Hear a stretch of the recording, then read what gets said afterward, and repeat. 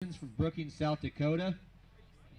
Brookings is Brady's a South Dakota livestock. He judged at Butte Community College in Kansas State. He grew up on a Hereford ranch in Kansas and has participated in 4-H and FFA. We give Brady a round of applause.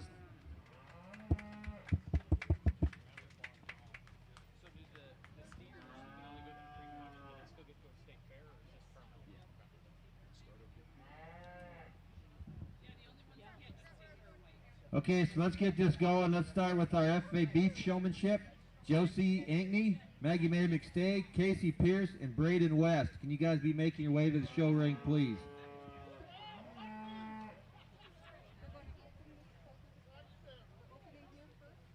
Okay.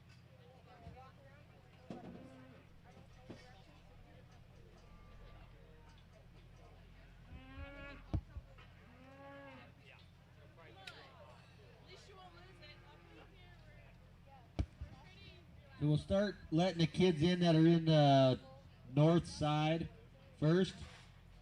And then we'll let them walk around, get set, and we'll bring the kids in from the south side. So the beef FFA showmanship is Josie, Maggie, Casey, and Braden. Please be making your way to the ring.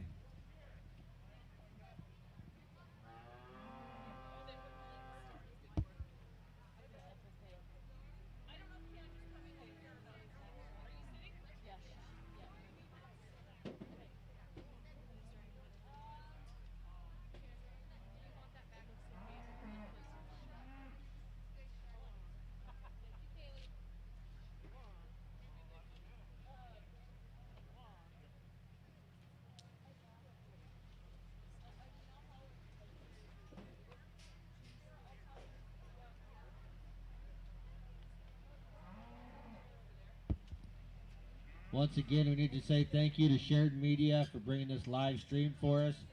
If any of you guys have family members at home that can't watch or didn't want to come out in the heat, be sure to let them know they can go on their computer, their phones, or whatever and watch it on live stream. Another thank you to Jimmy Legursky. He's brought a bunch of water up for everybody. If you guys get thirsty and need something to drink, there's some sitting here behind the announcer's tent, and there's some at the end of the bleachers.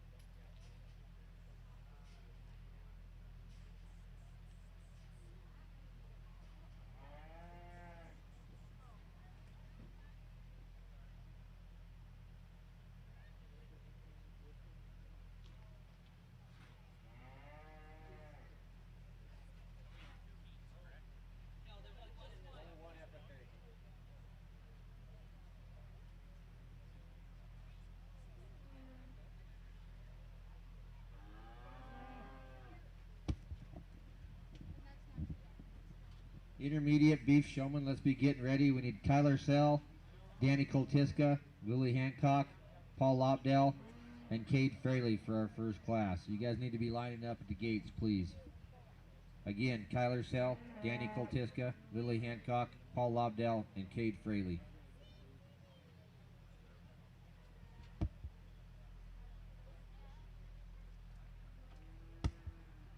Well, it's a pleasure to be with you guys this morning here in Sheridan and getting the opportunity to work with your young people here in the beef show today. I think we start out with a talented group of senior showmen, and I'm not a believer of making showmanship into a quiz bowl. We do have other 4-H and FFA opportunities that allow for opportunities like that. I believe it's about showing me your instincts and working with your animal. It's clear to me that we have some kids in this arena here that do a really good job and have spent the time at home to be successful at this showmanship activity, and that's really over half the battle that comes with showmanship.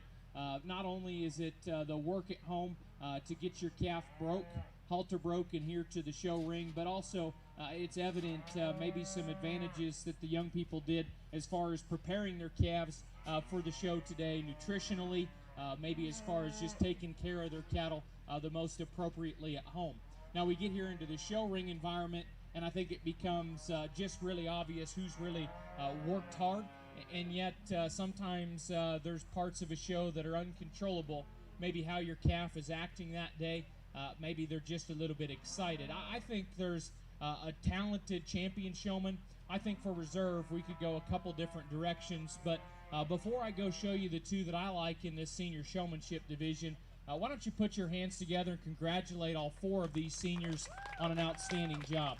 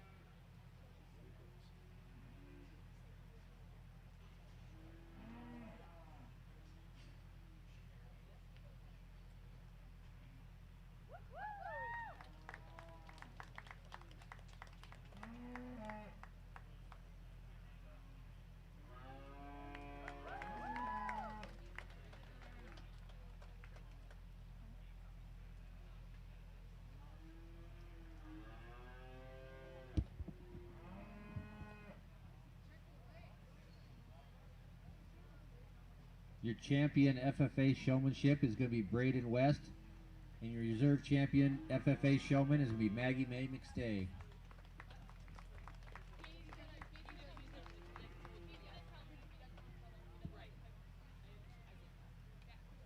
We need to be having at the gate, we need Kyler Sell, Danny Koltiska, Lily Hancock, Paul Lobdell, and Cade Fraley. You guys need to be at the gate.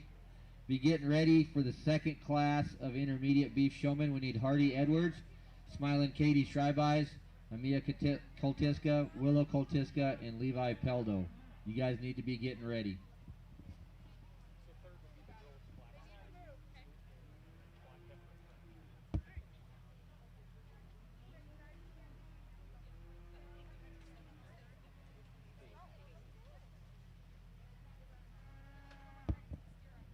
Entering the show ring, we should have our first class of intermediate beef showmen. Kyler Sell, Daniel Koltiska, Willie Hancock, Paul Lobdell, and Cade Fraley.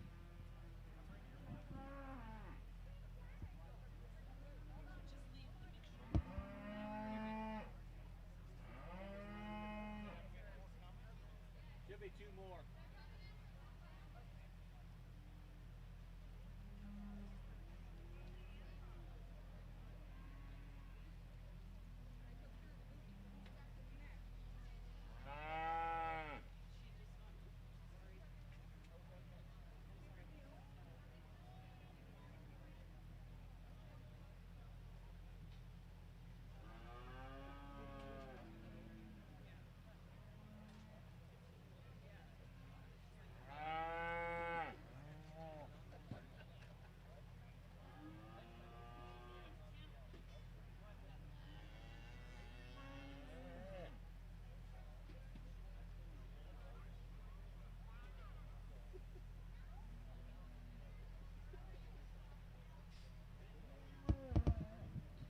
In the ring now, we have our first class of intermediate beef showmen. Tyler Sell, Daniel Koltiska, Lily Hancock, Paul Lobdell, and Kate Fraley. Second class intermediate beef showmen need to be getting ready. Hardy Edwards, Katie Schreibeis, Amia Koltiska, Willow Koltiska, and Levi Peldo. You guys need to be start getting lined up, please.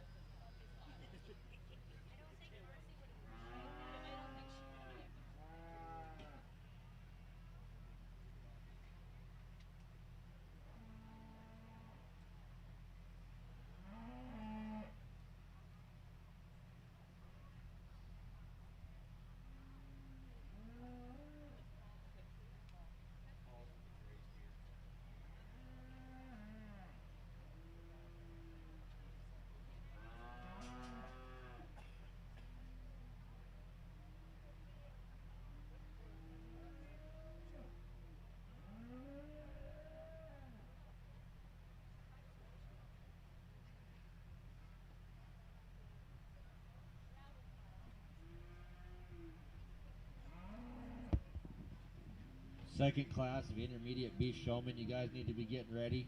Hardy Edwards, Katie Schreibeis, Amia Koltiska, Willow Koltiska, and Levi Peldo. You guys need to be getting ready, please.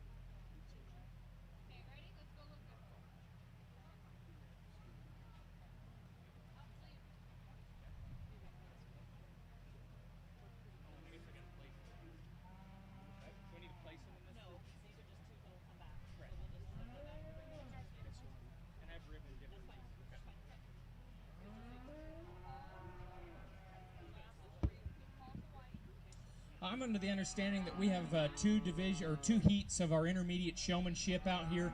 And what I've done is I've worked through the young people, gave them a few pointers on how they can continue to improve at showmanship, hopefully throughout the day and also throughout their 4-H and FFA careers. The two young people that are standing here in the middle of the arena are going to receive our callbacks to come back for champion and reserve champion showman. Let's go ahead and put our hands together for all five. I helped them out a little bit and how to improve for the rest of the day.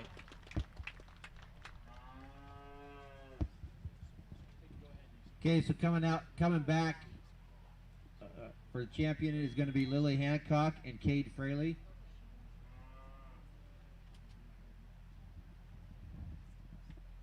And then second class, we need Hardy Edwards, Katie Schreibeyes, Amia and Willow Koltiska, and Levi Peldo. You guys need to be at the gates, please. Senior beef showman, you guys need to start making your way, getting ready to come back up.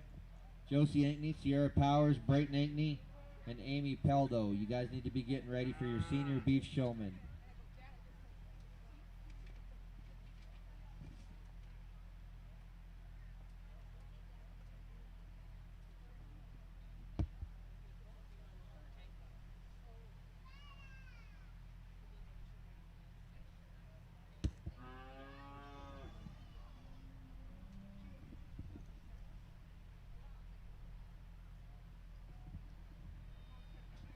So entering the ring, we should have our second class of intermediate beef showmen, Hardy Edwards, Katie Schreibeyes, Amia Koltiska, Willow Koltiska, and Levi Peldo.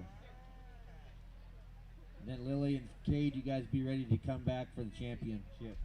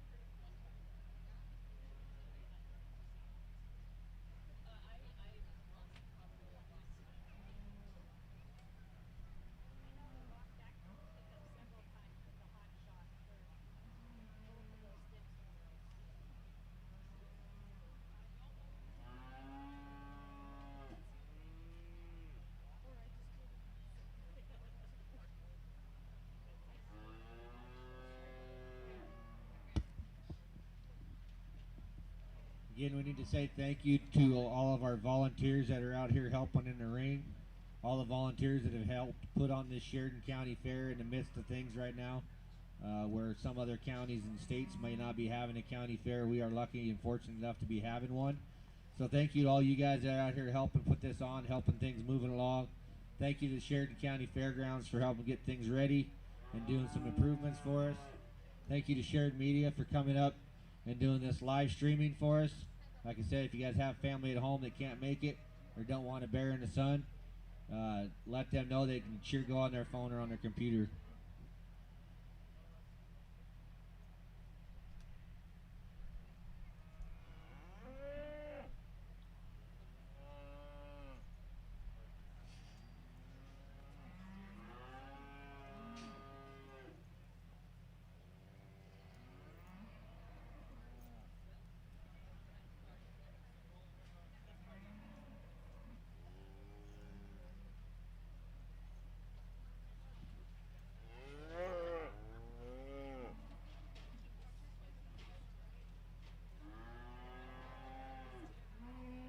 Thank you to Ligursky Sausage for bringing up the water we have behind the announcer stand. If anybody's thirsty, needs something to drink, there's also a little blue cooler at the end of the grandstands for your guys' taking.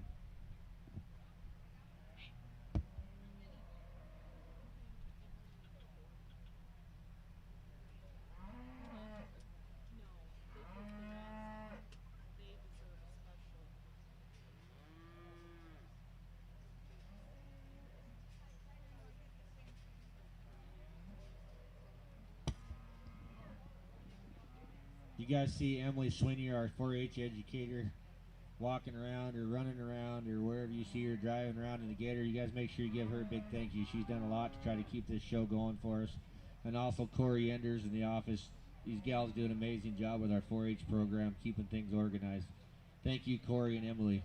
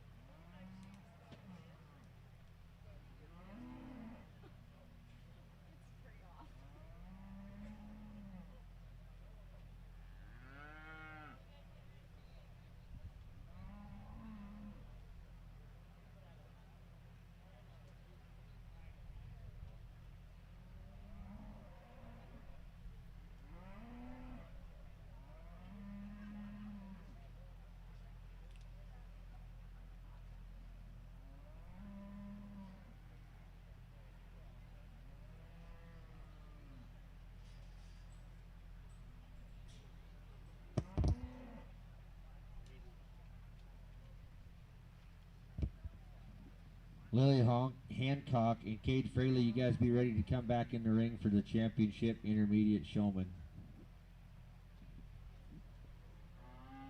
We need our senior beef showman to be ready after that. Josie Ankney, Sierra Powers, Brayton Ankney, and Amy Peldo for our first class of senior showmanship.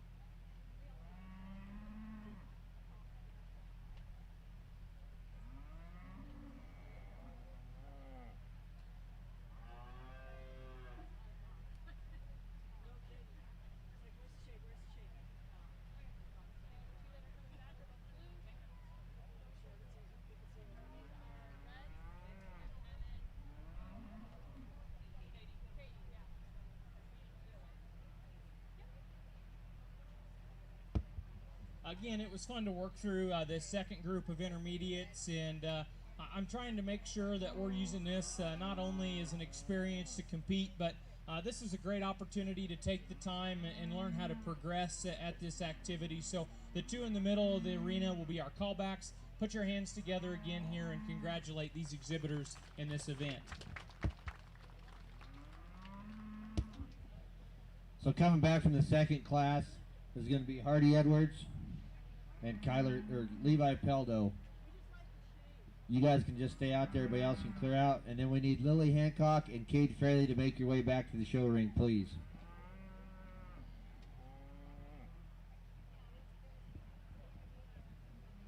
Senior Beef Showmanship Class 1 should be getting ready. Josie Ankney, Sierra Powers, Brayton Ankney, and Amy Peldo.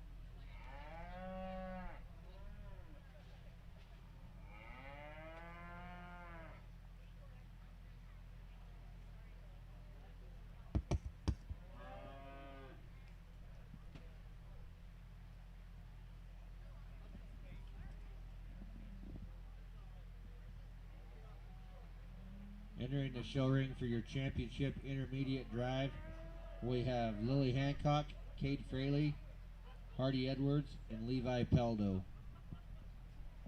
First class senior showman, Josie Ankney, Sierra Powers, Brayton Ankney, and Amy Peldo. You guys need to be making your way to the ring.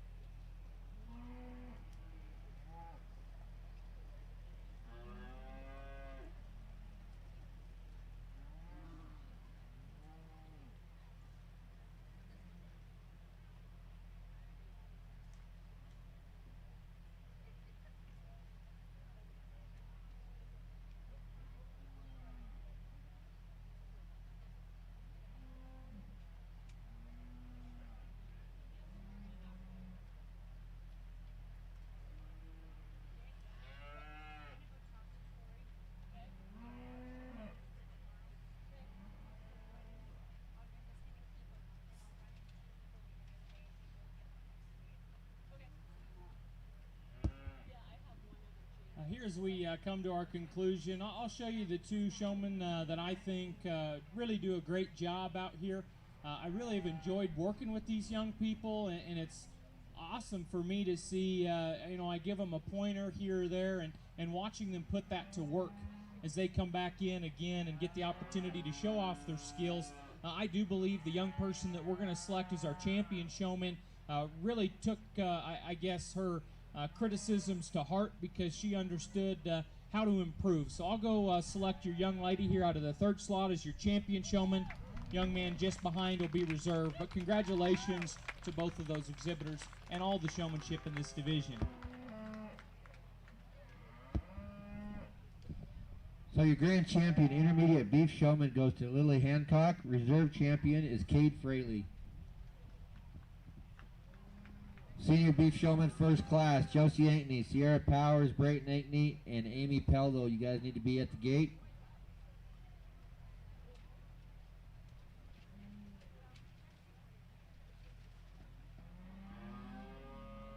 Second class should be getting ready. Coulter Sharp, Braden West, Jet West, and Maggie McStay. You guys need to be on deck.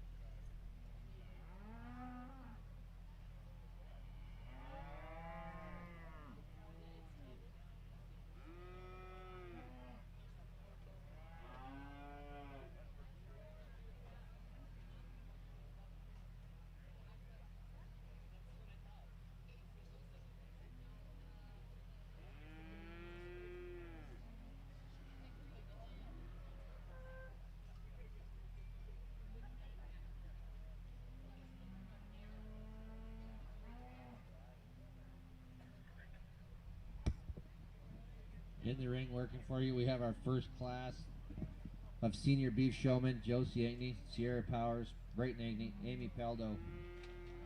Class 2, you guys need to be getting ready. Coulter Sharp, Braden West, Jet West, and Maggie McStay.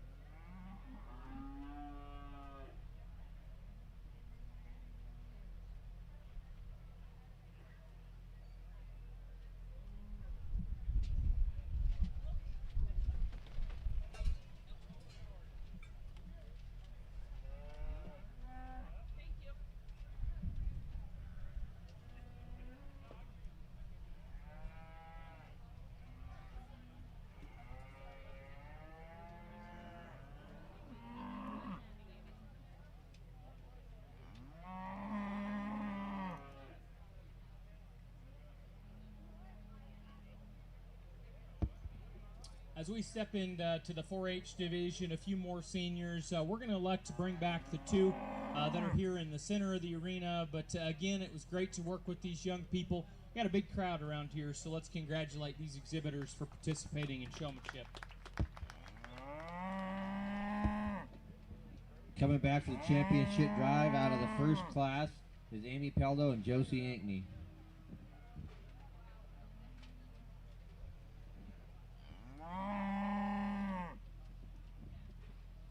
Second class that will be entering should be Coulter Sharp, Braden and Jet West, and Maggie May McStay. Junior beef showmanship first class be getting ready. Orange Cell, Chloe Wardell, Hunter Koltiska, and Juniper Koltiska. You guys need to start getting ready.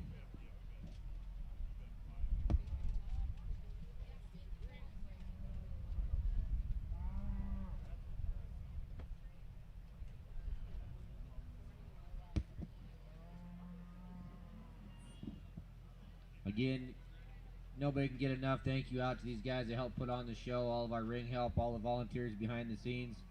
Sheridan Media for doing the live stream. Emily Swinier in the office. Corey Enders in the office. You guys, they do an amazing job. And those two women are also show moms and trying to run this fair at the same time. So whenever you guys see them, give them a big round of applause and give them a big thank you because they really deserve it.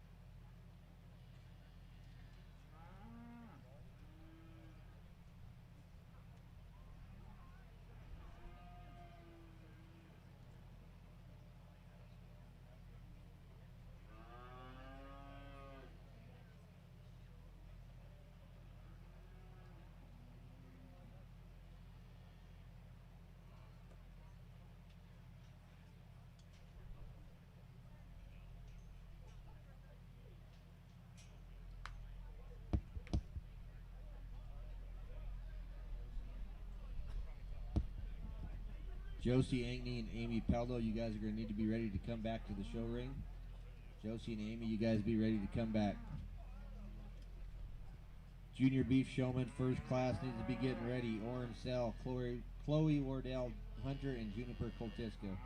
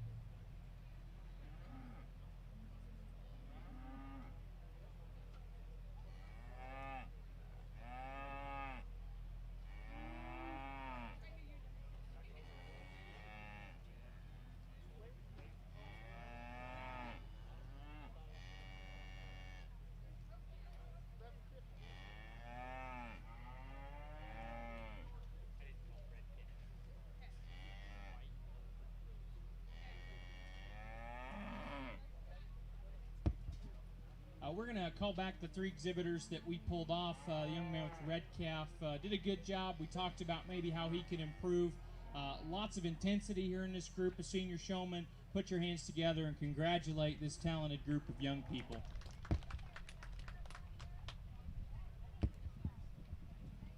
So out of Class 2, the kids that are coming back is Braden and Jet West and Maggie McStay. So we need Amy and Josie to be making you guys back to the ring. Be making your way back to the ring. Josie and Amy, please.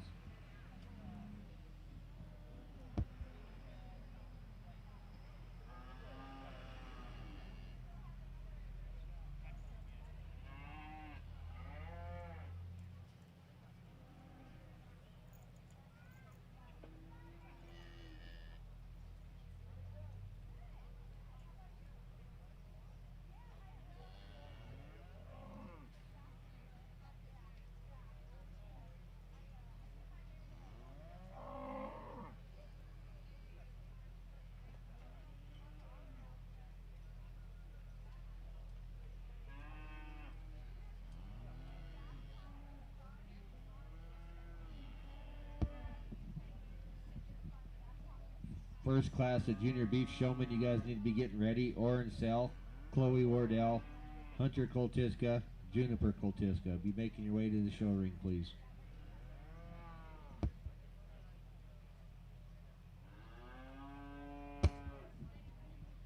Your championship showmanship drive consists of Jet West, Braden West, Maggie McStay, Josie Ankney, and Amy Peldo.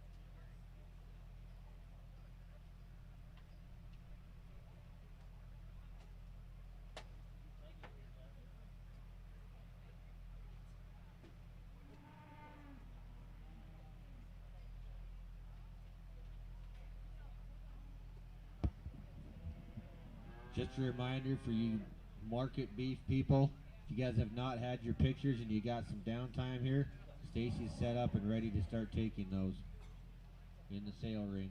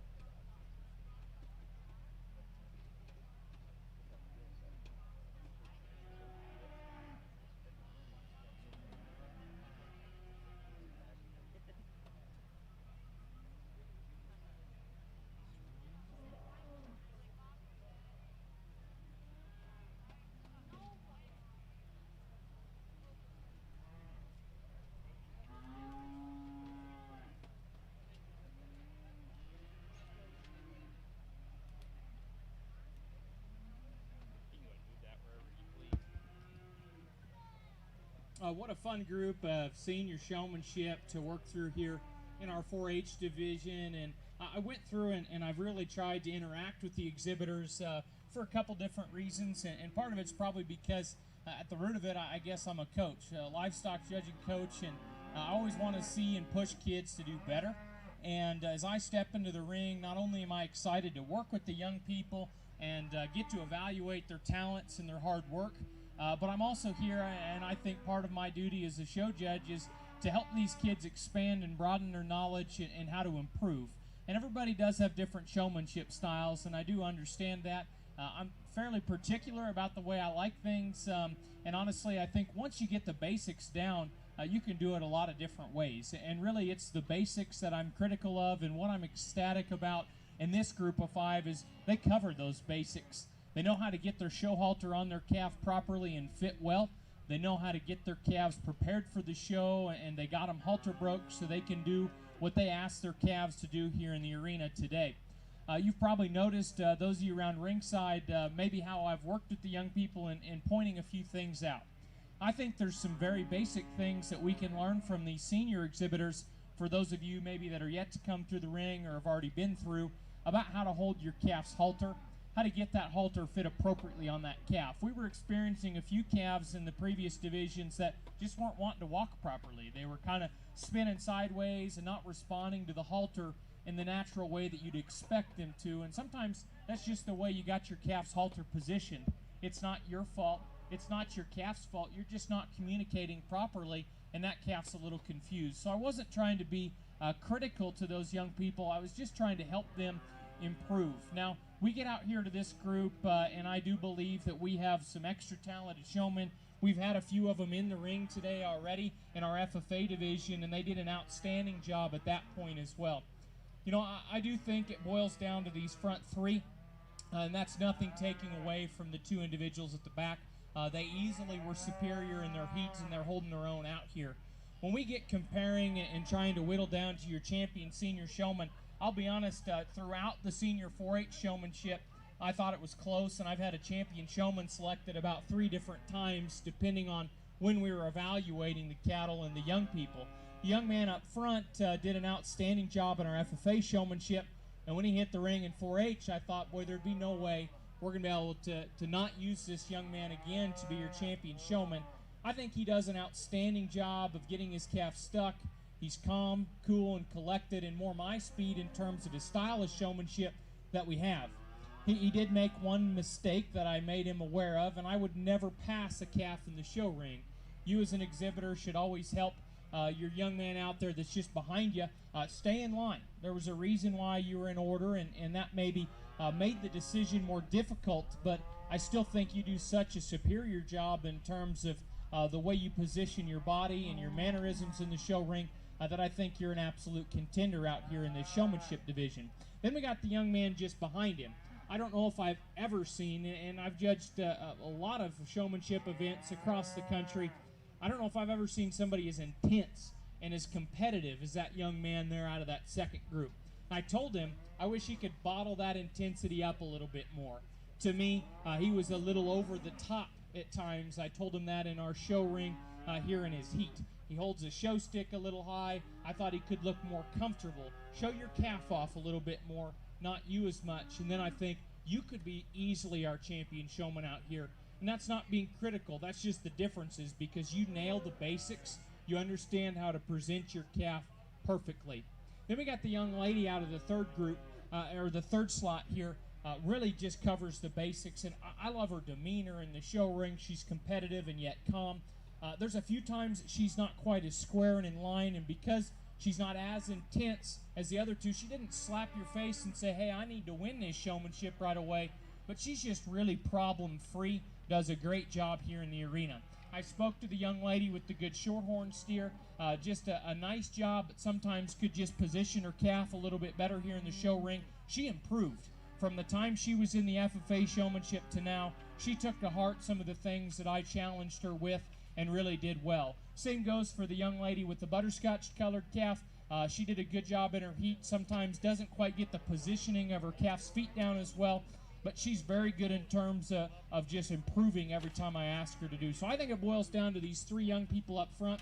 Put your hands together and I'll go show you who I think's the champion of this set.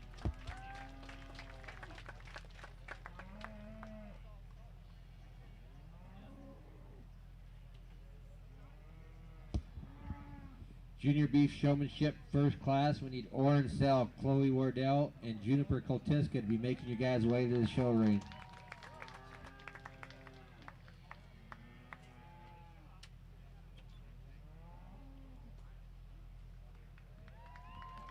Your grand champion, Senior Showman, goes to Jet West. Reserve champion to Braden West.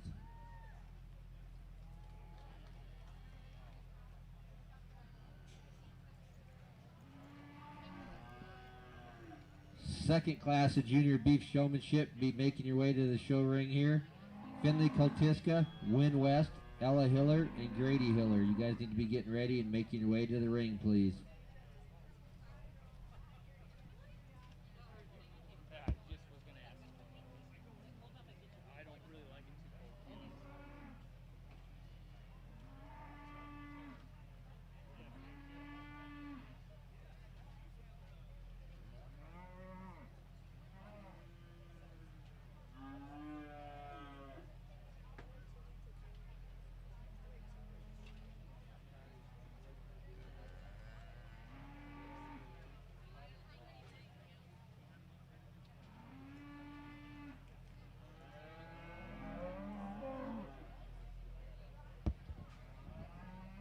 Making your way to the ring right now should be Junior Class Showmanship, Class number 1, Oren Sell, Chloe Wardell, and Juniper Koltiska.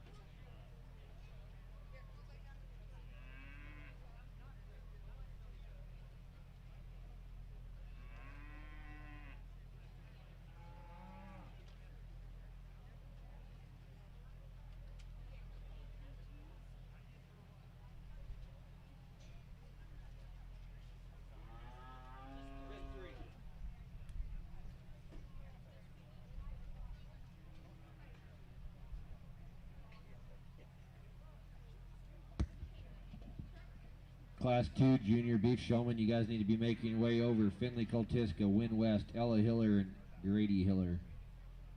Be making your guys' way to the show ring.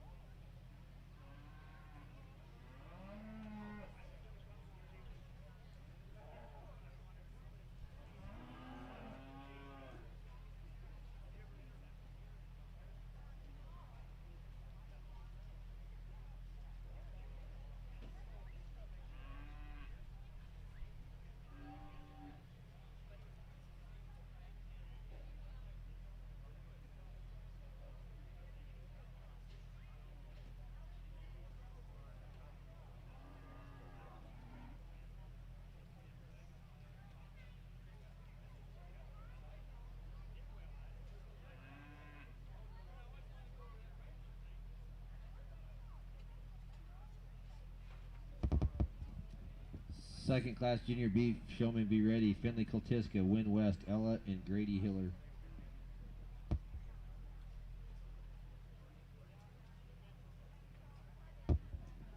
I'm under the understanding here again that we got two heats in this junior division. The two young people there on my right with the red Bronco calf and then the black Baldy steer there are going to be our two callbacks. Again, it was fun to work with the young people in this group, and they've been battling hard out here in the ring. So again, let's put our hands together and congratulate these young people.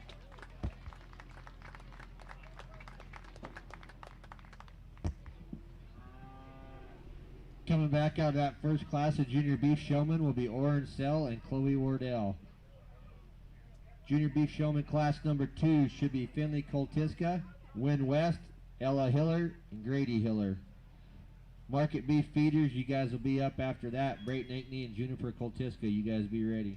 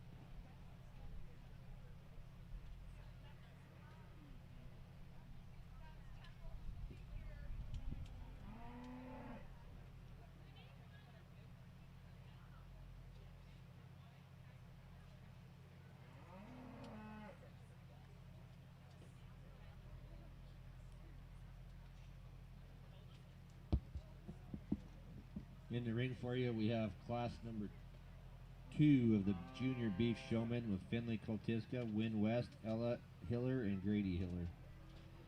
Oren Sell and Chloe Wardell, you guys be ready to come back for your championship drive.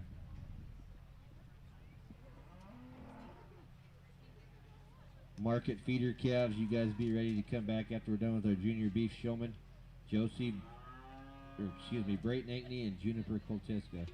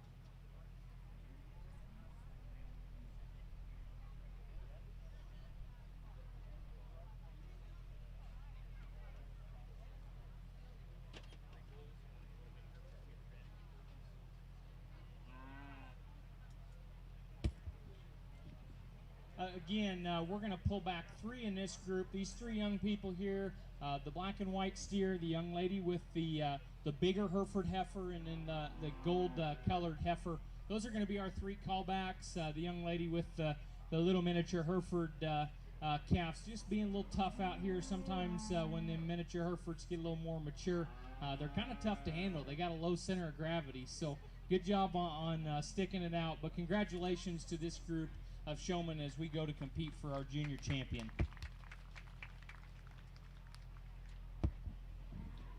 So coming back out of that second class of junior beef showman is going to be Win West, Ella Hiller, and Grady Hiller. We need Oren Sell and Chloe Wardell. Please be making you guys way to the ring, please. Once again, pictures are ready. If you guys have market animals, you need to get your pictures done with Stacy Joe in the sale ring, and grab your consignment forms from the office, please, and get them filled out and turned in today.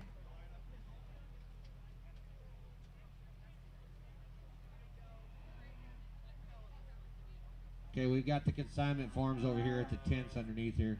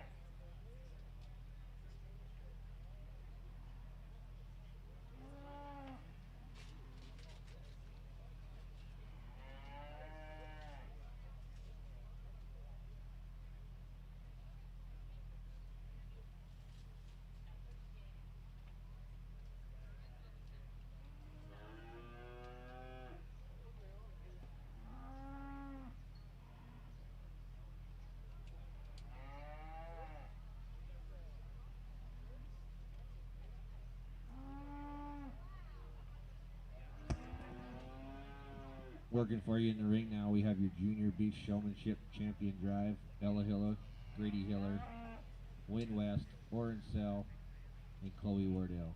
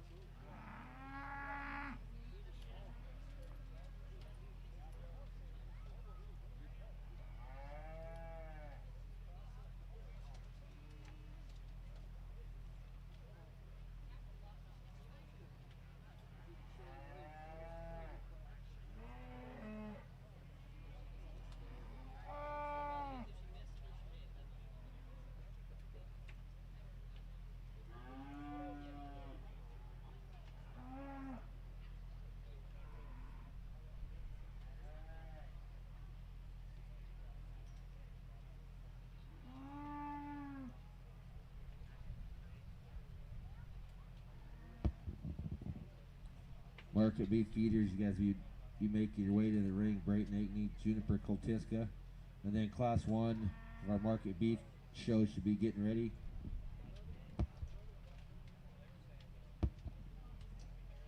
Really fun to work through the younger group of show people here this morning. I think as we come to our selection, I think we could make a case for any of these young people to be in the champion and reserve reserve champion slot. I do think we have a champion showman out here, to me, that stands out for a lot of ways. Ultra talented, pretty problem free, and if we had a supreme champion showman, I think that individual would come back and compete hard with our older exhibitors.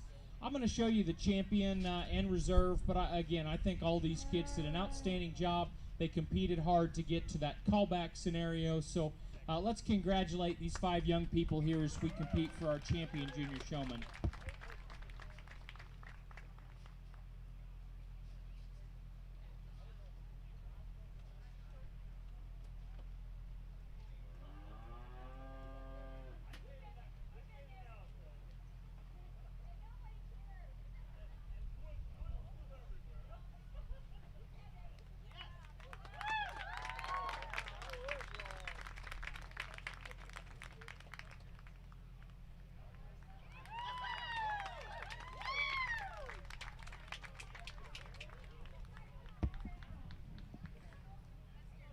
Congratulations, our junior beef champion showman is Ella Hiller.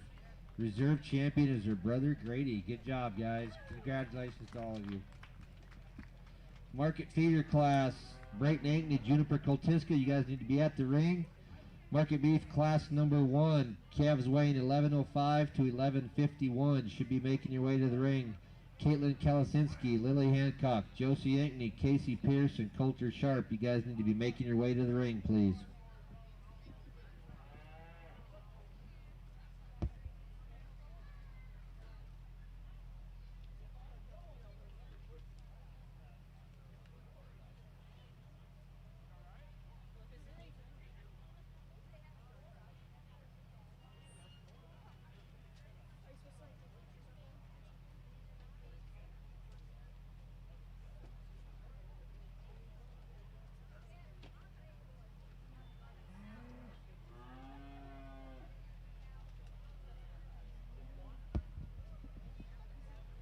Market calves, Brayton Ankney, Juniper Koltiska should be in the ring or working their way in here.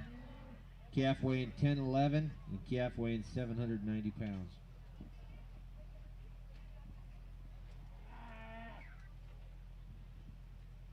And if I'm not mistaken, that little one that Juniper has is a miniature Hereford. Mini, kind of like her, in the same attitude, looks like to me.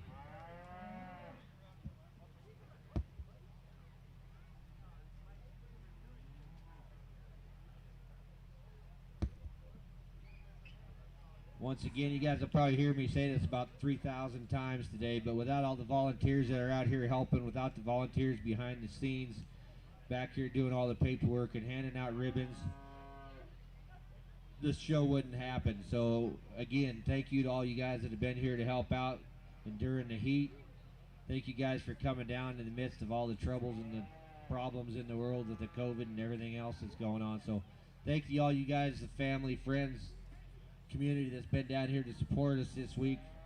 Another big thank you to Corey and Emily in the office. You guys don't see them around here a whole lot, but they are very, very busy back there in the office trying to keep things running. Again, another thank you to Sheridan Media for live streaming all of our shows, live streaming our sale Monday night. Thank you guys. Thank you to Ligursky Sausage Company for providing the water for all of us to drink while it's at 95, 100 degrees outside. We got 2 coolers, one here behind the tent, and then one down at the end of the bleachers.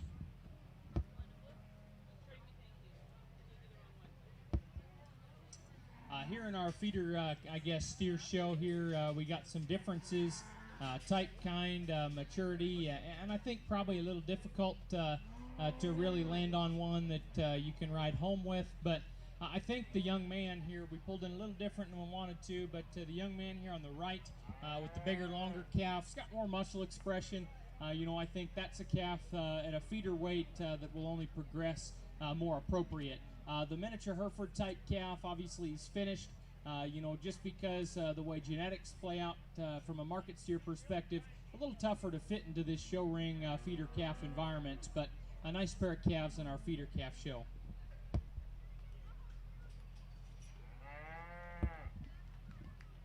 So your champion feeder beef is Brayton Ankney, and reserve champion is Juniper Koltiska.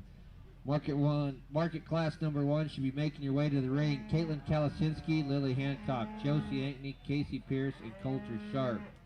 Market class number 2, calves weighing 1171 to 1207.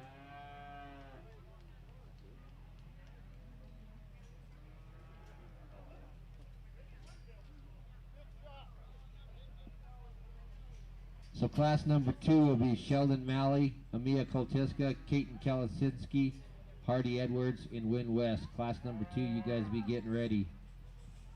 Entering your show ring right now, we should have class number 1, steers weighing 1105 to 1151.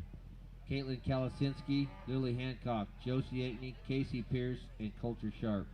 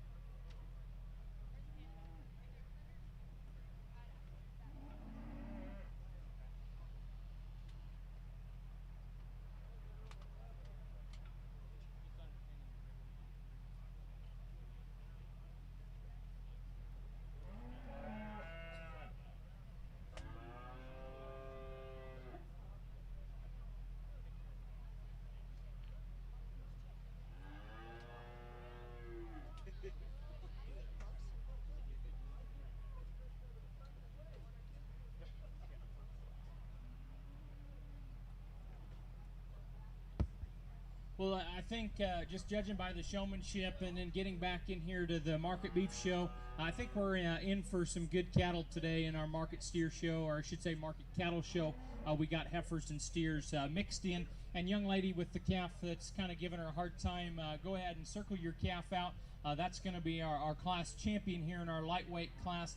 I do think there's a pair of blue ribbon calves in this group, and I don't think it's easy to decide which way you go. I think you just got to decide what side of the fence you're going to be on. And the young lady's calf is just really good in terms of his body shape. I think as we step behind the cattle, he's a really good ended steer in terms of his hip. I like his shape up high. He carries it down to some true base width. A calf that's finished relative to his size. He's still got probably a little bit of future and gas left in the tank. I don't think he's totally done today, but the thing is, I don't think that calf's ever going to be real big, ever going to be real long. So for his size and his maturity pattern, I think he's fairly on target here today. I think he moves good enough in terms of his flexibility and correctness to his skeleton. If we can enhance this steer, I'd like to see him bigger and square as he feeds right out of the back of his shoulder. He's just a little plain in that regard in relation to his weight. Now, young lady with your market heifer in second, you can go ahead and pull your calf around here next. That's the heifer that's the outlier of the group in terms of muscle shape down her top. As you lay your hands on these cattle, really impressed just with the raw muscle shape that she offers over her rib and her loin. I probably think she just needs a little more fat and condition laid over her rib cage to be in contention to win the class. Just not sure she's on target and market ready today to really open up the door to the most marketing opportunities. Now, as we study this heifer in terms of her build and her balance, I actually think she's a little tighter in her throat latch and through her chest. She's stronger right behind her shoulders in her top line. Contradicting that, she's not quite as deep down through her heart and forerib and flank. I don't see her quite as practical as our class champion. Nice solid shorthorn steer here for third. Just a good bodied, practical, easy feeding kind of calf. Probably where this calf faults the most in relation to our top two, just as in terms of quality and muscle shape. Not nearly the expression and shape down the top side of that calf. That's where we drew the line from blue to red. I just think not quite the outstanding muscle shape. Then you get underneath the grass and you study that steer's feet, probably a little too long in terms of his toes. The red calf coming next, not quite finished yet, but getting close. He's got more muscle than the calf that concludes the class, and that's why he falls where he does. A little raw in his condition, but got enough muscle. Kind of a big top, thick-ended calf. I think this next calf toyed the line between a red and a white ribbon. Because he's finished, I'm going to go ahead and give him a red ribbon today. I wish he had more muscle. He does not have enough muscle content, but he's a big-bodied calf that had the ability to put on finish. He will hit the target point in terms of fat. A nice calf, though. A good class with a really nice top end.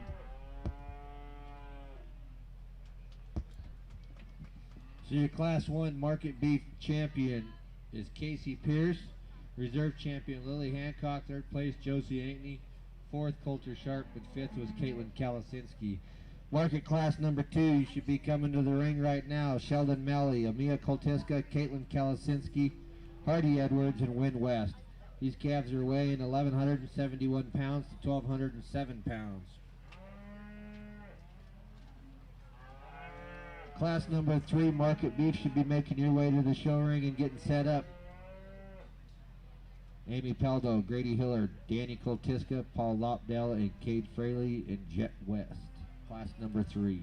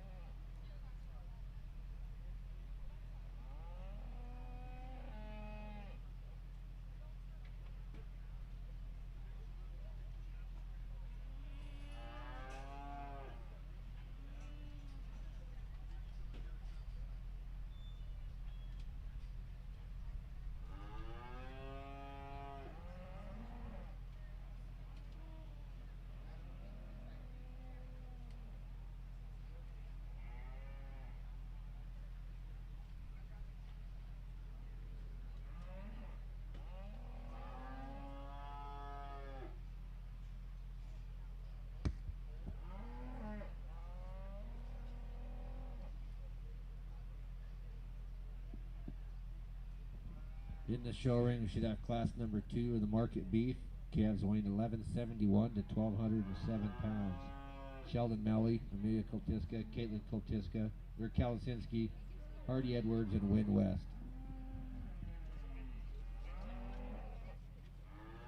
Class number 3 be making your way to the ring. Calves weighing 1227 to 1265. Amy Paldo, Grady Hiller, Danny Koltiska, Paul Lopdale, Cade Fraley, and Jet West. You guys need to be getting ready.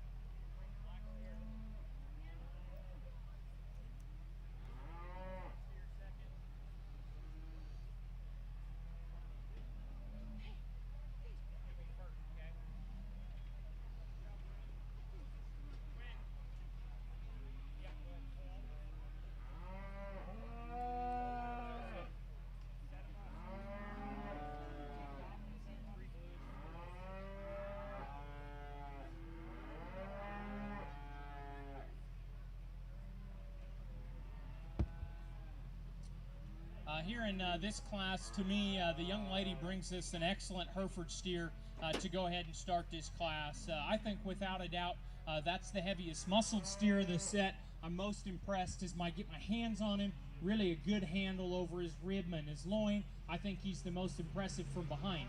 Additionally, that's just a nice structured calf. It's got the right kind of body shape. He's good and the best in terms of his finish.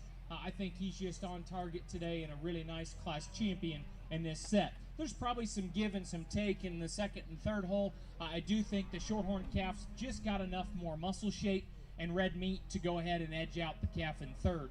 The bolder-bodied, thicker-ended calf, I think just is going to take more retail product all the way to the cooler. He's not as finished. I think as you get your hands on him, both 2 and 3 probably could be a little more advanced in terms of their fat cover for this stage in the game. The Shorthorn calf, stouter boned and heavier muscled, and that's why he goes second.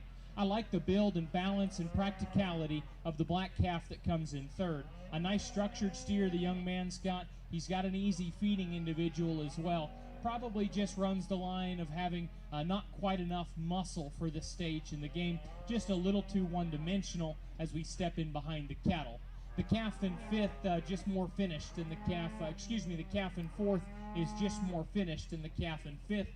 Maybe to the point that I could even lean him up. His muscle to fat ratio is out of balance in my opinion. He just needs more red meat as we step in behind him, but he's certainly finished, maybe a little overdone in some people's eyes. The calf that concludes the class has got more scale and length than the calf in fourth. I appreciate his strength, the top line. A little underfinished, but I don't think unacceptable. A calf that just needs a little more muscle as we step in behind him.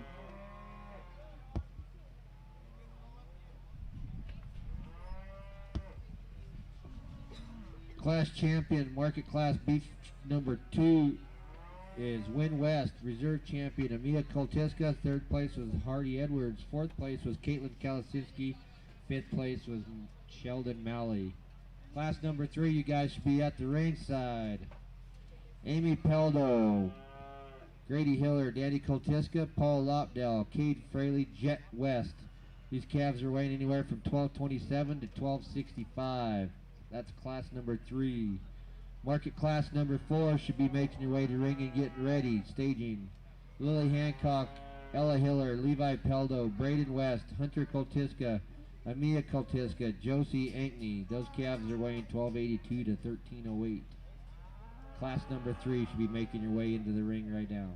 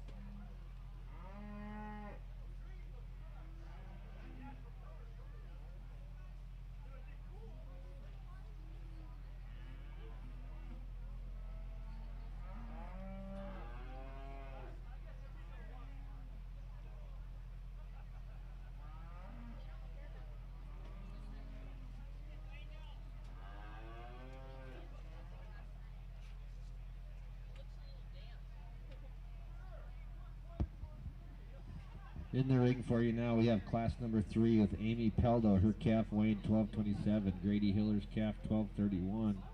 Danny Koltiska's calf in at 1250. Paul Lobdell's calf 1256. Cade Fraley's calf 1263.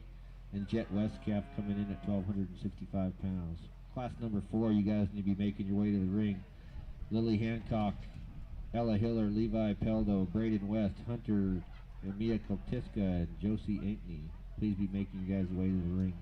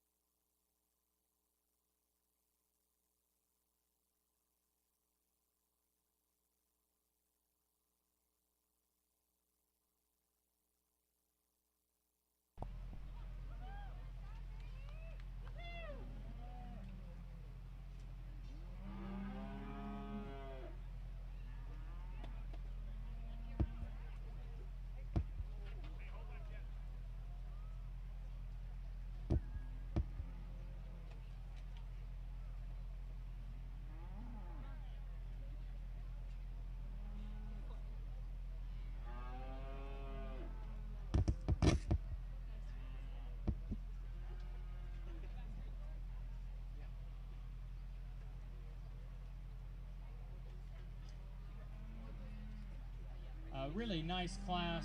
In particular, I think our class winner is what you call a two-stepper. 2 steps in the ring, and I think it was pretty obvious that was our class champion.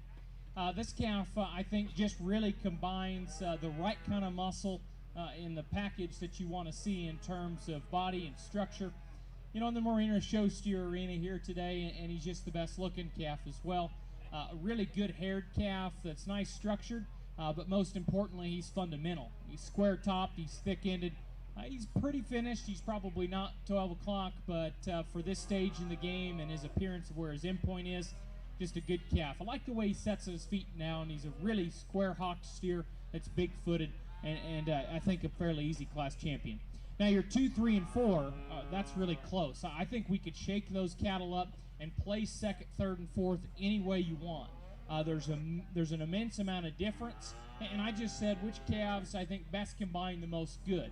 Now I think that the calf, the black and white steer with the white legs that comes second, to me he falls where he does, is he's the heaviest muscle to those 3. He's the most correct in terms of his finish and his composition of those 3. You can make the argument that you don't find him acceptable structurally. And if you don't, I can not argue with you if you want to put that calf fourth. He's too forward in his shoulder, he's coming over in his knee placement, and he's tightened up on his pasterns. Carcass-wise, that's the next best calf. This calf surprised me here in third. From the outside, he looks like a harsh-centered, under-finished kind of calf. You can almost see his ribs. You get your hands on that steer, he's got more fat cover than you anticipate. He's a huge top, thick-ended calf. I think he hit me as a yield grade steer. I think when you get your hands on him, he's probably appropriate, but not over-finished by any means. My biggest detriment to that calf is type. Just a little too shallow-bodied and frail. Doesn't represent practical kind of fat steer look. The calf that comes next, I really wanted to make a case for him to be second. He's probably arguably as complete as any of those calves in 2 and 3, but he's just too much behind in terms of body shape and muscle. Right in behind his shoulder, he's flat in his forerib, he's narrowed down his top. That's a good-footed, nice structured calf, though. If you just said you wanted to select him on movement, you can slide him up. In terms of composition, finish, and muscle, he ranks fourth. The next 2 calves need more muscle. The black calf's a little over-finished, but he's big-bodied and he's practical in his structure. Probably just needs more shape to his pin and his stifle as you step in behind him. Young man's calf that concludes the class a little over-finished in terms of his condition. I don't think he's quite as light-muscled as I anticipated. When I got my hands on him, he had a little more shape right in behind his shoulder and over his loin than I anticipated, but a calf that's got some finish, and that's why he lands where he does.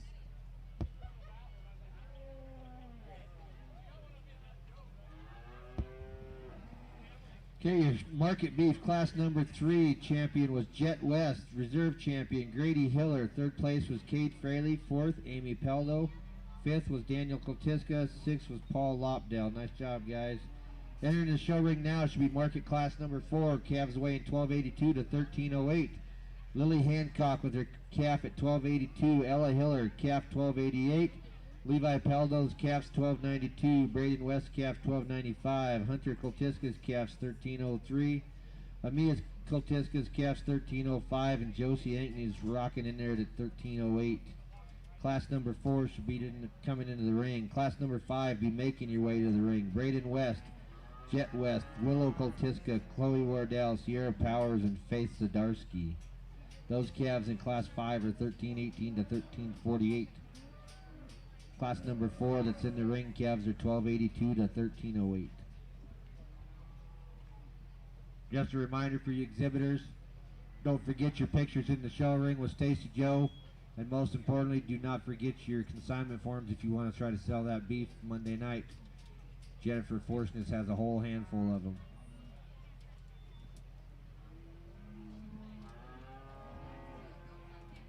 Just another big thank you to all the volunteers and everybody that's been here to support us. Thank you to Emily and Corey in the office. Another big shout out to Sheridan Media for live streaming all of our shows and our sale coming Monday night. We invite you all back for that sale and the buyer's reception dinner. As you guys can see, if you've been to any of these shows, we got some nice beef out here tonight that'll look good on the dinner plate. We had a lot of nice pork, lots of swine and sheep. You guys, if you're looking to fill your plates and you can't find it in the store, you can't get into a butcher, now's the time to buy it because these places are all reserved and everything has a butcher slot.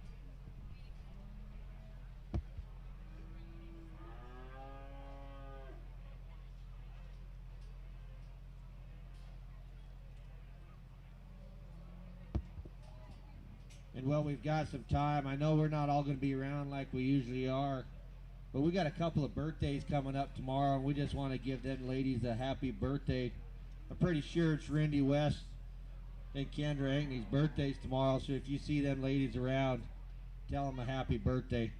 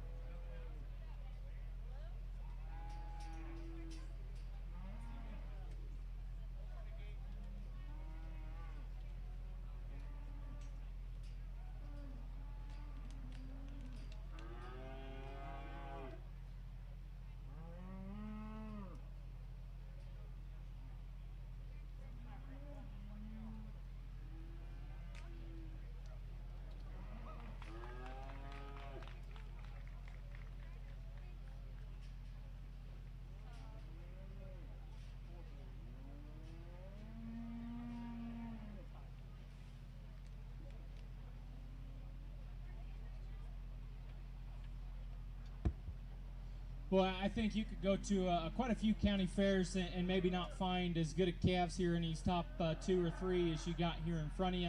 I tell you what, this smoky calf is real close to being nearly as good as you're going to find probably at a lot of county fairs. Just start with what matters in terms of muscle and shape and power, and that's the right kind. I love his body shape. I love his topside mass. He's got the most impressive view through his hip and quarter and stifle as you're going to find it. And where I think he's got a decided advantage over the calf in second is when they're parked profile, he's the better looking show calf of the set. His necktie's higher to the top of his shoulder. He's neater in the way his shoulder lays onto his body. He's a little bit neater in his chest. I think at this stage in the game, and I was joking with the young man there in second, I bet he wished his calf grew up just a little bit.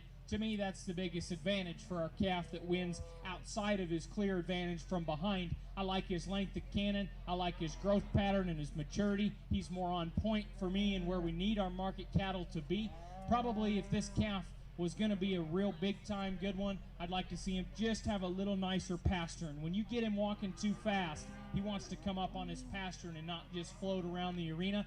I don't read him to be unsound in terms of his structure. I would just like to enhance him in that regard. But when you're talking about a calf that's built right in terms of his look and profile, and yet he's the class leader from a carcass perspective in terms of muscle and in-point shape, I think that's your class champion. I do think that the calf that comes second is awfully close and really good. You can go to quite a few county fairs and land on a calf like this to maybe win the entire show. That's a really deep-bodied, practical calf. I think he still surprises you in the amount of muscle that he shapes up with right in behind his shoulder. He's still big enough over his loin. He's not as overwhelmingly shapely from pin to stifle as you study him from behind, but that's still a wide-built, wide-gauged kind of a calf.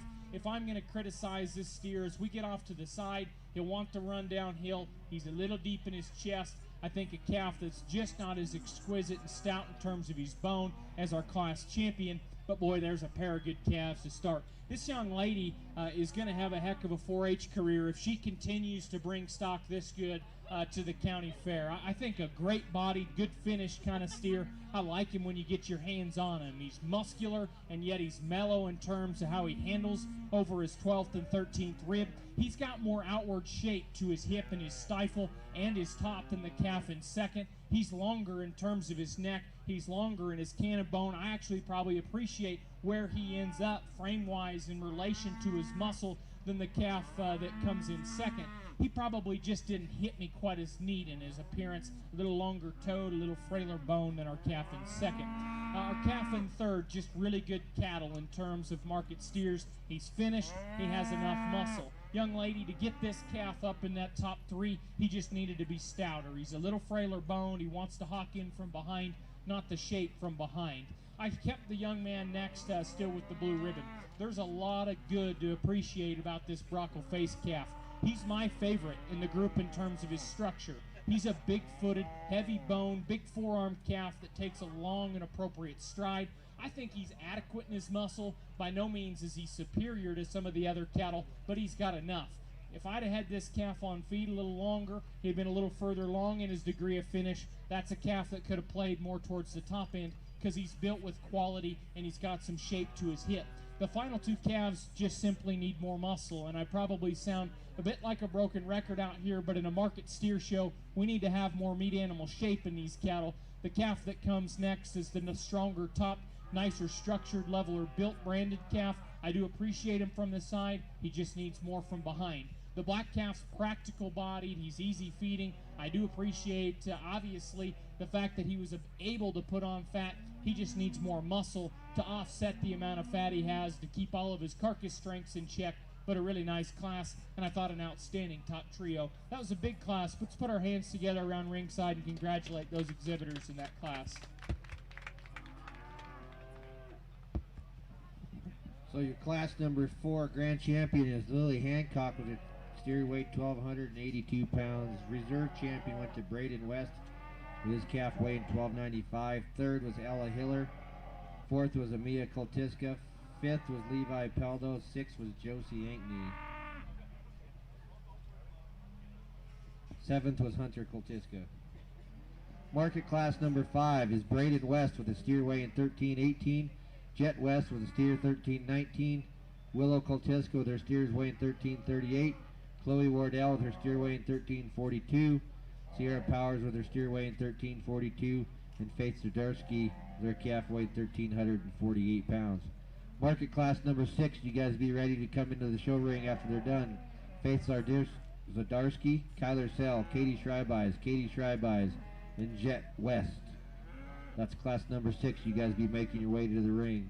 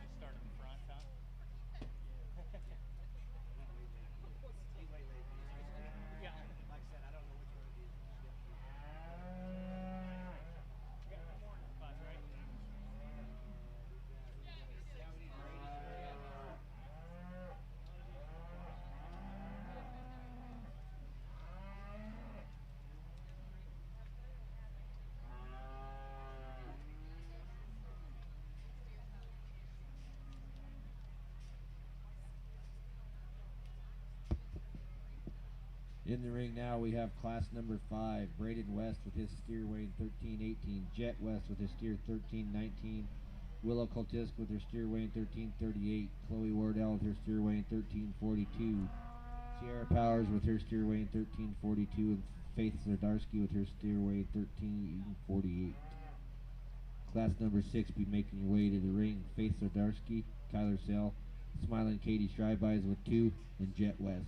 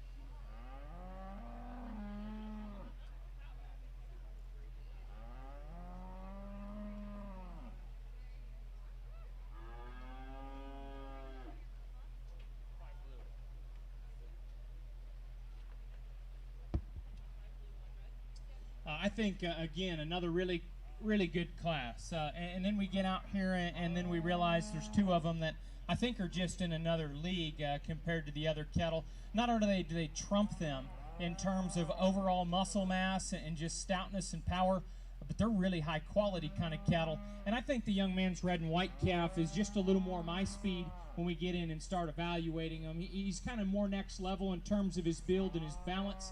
I like his stretch. Now, I'm not saying that I like really big, long steers, but I think there's just a few of these show calves we've had in the arena that are a little too jammed up for my liking, and that's just the decision we make here in 1 and 2. The red and white calf is better looking, better in his maturity and growth pattern, and still on point in terms of his finish. I think when we get your hands on them, these 2 young men have brought us quite a few calves today, and they're really good muscled, each and every one of them. And this is another calf that handles so shapely over his rib and his loin. He's big from behind. I wish he would just act the part here today because he moves nice as he comes in the arena. He's so balanced and correct when we study him from end to end from the side. A really nice class champion. I do love the kind of calf in second in terms of just body shape, practicality, and boy, he's about as wide as he is tall. I mean, a massive top, thick-ended kind of calf that still gets out and goes all right. Young man, your calf there in second, that black calf, he wants to, what I call, paddle outside himself too much off of his rear two. I'd like to square him up and how he handles his rear two legs. Probably just a little lower fronted, little shorter cannon kind of calf, but I like both those calves a lot. I think these next three calves, again, same story as the last class. There's a group of them that we could slide around and evaluate and discuss and probably come up with many different placings. I just like the practicality and the easy feeding look of the young lady's kind of buckle face calf here in third. A really big bodied calf that's nice structured. I think he's got some muscle from behind over his loin into his hip. He just becomes a little more disconnected as we study him behind his shoulder blade, and the longer that young lady's got that calf standing, the more easy he can get in his top. But he's finished, he's muscular. I think just a really nice middle-of-the-road fat steer for third. And the next calf, I contemplated moving him up a spot. He's stronger topped, he's longer spined than the calf in third. I like that about him. He probably just didn't have quite enough muscle from his pin into his stifle as I study the calves from behind. If we enhance his base width, his chest and his top, there's going to be more muscle mass that he can compete and go ahead and be third in my mind, but he's finished and he's big top, just a nice calf for fourth. I like some parts and pieces about the calf that comes into fifth. From the outside, he's the long-spined, attractive, good design calf of those three. Kind of the same story as the last set of calves we can shuffle around. When we study him from a muscle mass perspective, I just think he ranks fifth out of that group. I'd like to tone down his swelling and his hock as well as we step in behind him. But a good calf that doesn't appear to hinder his movement in that swelling because he still moves okay in his feet and his legs. Then we got a big long-spined calf in this red one coming next. Relative to his frame, I'd like to see him more enhanced in terms of his rib, his muscle, and his finish, but a calf that's sure got the frame length and performance to weigh up as he crosses the scale on kill day. I think nice cattle all the way through.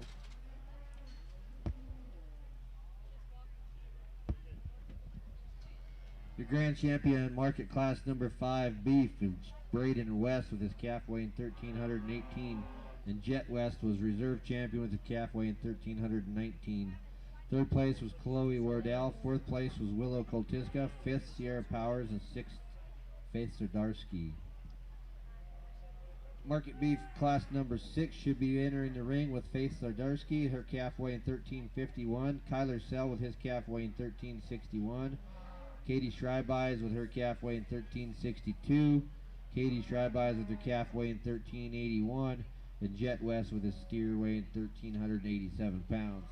Market class number 7 should be making your way to the ring. Oren Sell, Maggie McStay.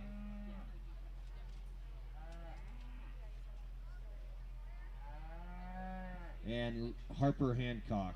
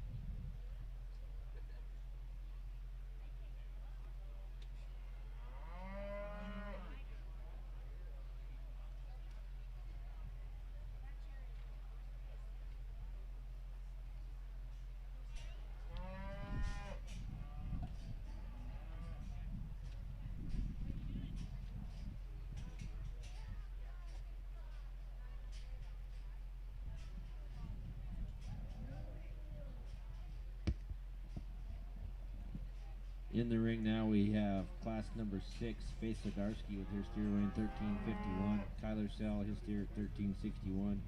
Katie Schreibeis 1,362. Katie Schreibeis 1,381. And Jet West 1,387.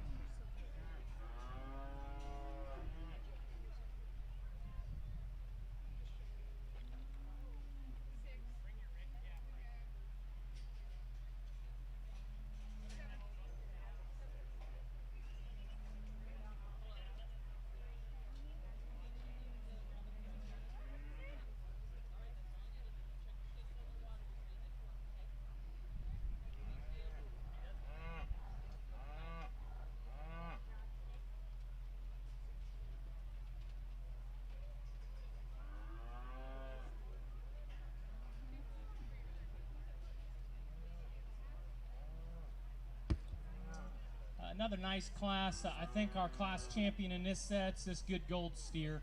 From the side, I think maybe there's some parts and pieces that we could put together just a little bit differently, but hey, when we get behind these cattle, he's just so much more advanced in terms of his body shape, and that sets the foundation for all his muscle mass. That's a thick top, big-ended, wide base steer, still handles and finish good. I really like the type and kind that he is. Good-footed, still sound in terms of the way he goes. Just a nice class champion in this set. I think the next four calves, again, we could shuffle these and mix them around and probably not be wrong. The red calf, I think when we put together a calf that's got muscle from his rib and loin back to his hip, and then he's finished when we get our hands on him, he's superior to the next three. Could he have a little nicer look? Could he have a little more base width? Certainly. But I think in terms of just handling their top and having some condition and putting him in the right place to move forward, I think that's a nice calf for second. I do think the calf in third offers some challenging pieces to look at. I think he's certainly finished appropriate. I think he's nice cattle in terms of his body and his structure, certainly practical in terms of his look. I think we just need to open him up and see him a little stouter and more muscular as we get on top of him.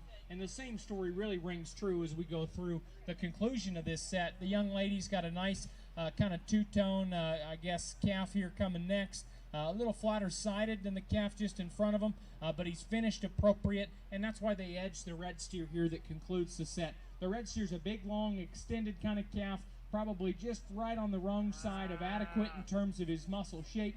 I'd like to enhance that calf in terms of his finish, but he's big, he's long, and he's did his job as far as performance, just like to lay down more fat content.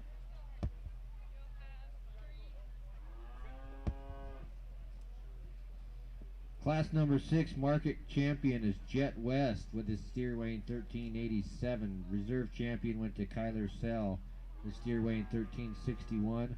Katie Schreibeis with her steer 1381, followed by Katie Schreibeis and Faith Sordowski running out the class.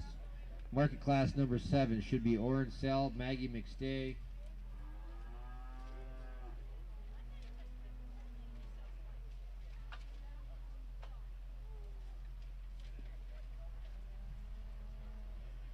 and Harper Hancock.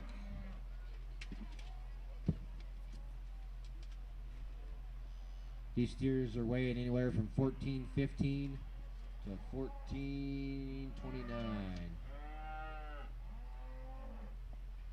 We should have Orange Cell with his steer weighing 1415, Maggie May McStay with her steer weighing 1424, and Harper Hancock with her steer weighing 1429.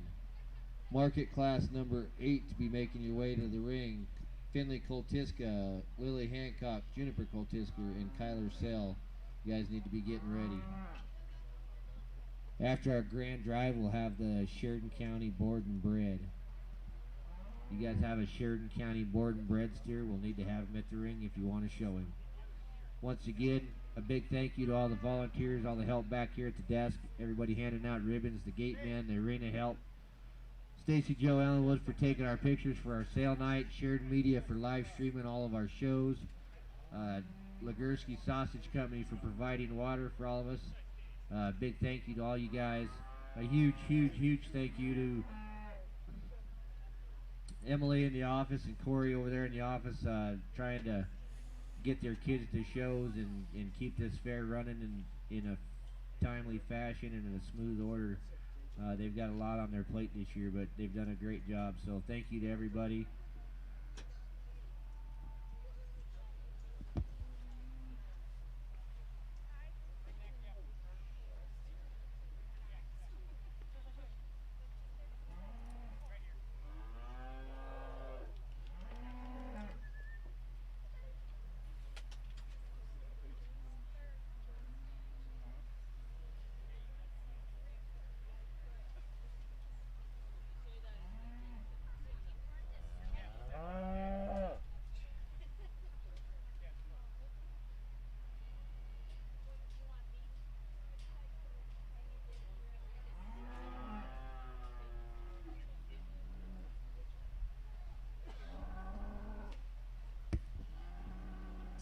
I think not as many numbers in this class, but the pair of cattle that worked to the top end of this set I think are really advanced in terms of their muscle, they're adequate in their condition. I think that should allow them to just be the good carcass cattle. But I think when it comes down to the decision in the top two, the young lady's calf is just a little nicer to look at in terms of his balance. A stout-boned, level-designed steer. I like where his neck comes out of the top of his shoulder. He's wide in his chest, he's bold in his body, and he's big from behind. Just a really nice middle-of-the-road kind of fat steer to go ahead and win this class. He's not the loosest, nicest structured calf that we've seen, but I think he's sure sound enough to obviously to reach that weight, to hit that target in point. He's certainly sound enough. I think the calf in second's actually a little mellower to the touch in terms of his fat cover. Here's a steer that's opened up in terms of his rib and muscle down his top. I do appreciate those things about him. He's neat in his head and his neck, and where it ties to the top of his shoulder, I'd like to see more coordination to the way he moves and goes around the ring. Just a little tighter structured calf that wants to move a little funny in terms of how he plants from hip hock to pastern. A calf that comes and concludes the class, not short on as much muscle as maybe we've seen in a few of the other classes. I do think he's got some muscle shape laying down his top. He's surprised me in that regard. He is considerably bolder out of the back of his shoulder and over his loin than some of the other cattle we've seen. He just doesn't quite have the balance and show ring quality. He probably could be enhanced in terms of his base width and stifle from behind, but good cattle in this set, particularly a nice class winner.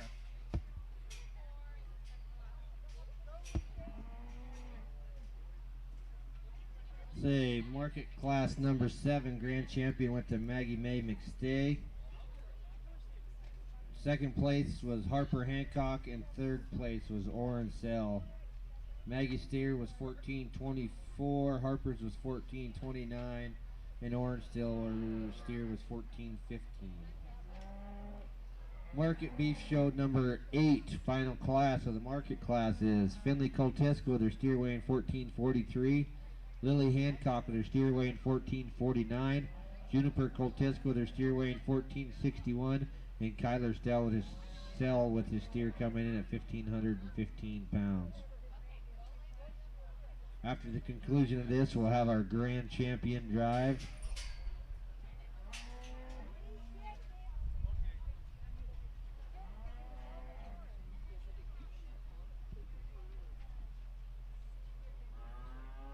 So for our champion drive, we'll need Casey Pierce out of class number 1. Class number 2 champion is Win West. Champion out of class 3 is Jet West. Champion 4, Lily Hancock. 5, Braden West. 6, Jet West. 7, Maggie McStay. And then whoever we have out of here. Second places in those classes, be ready.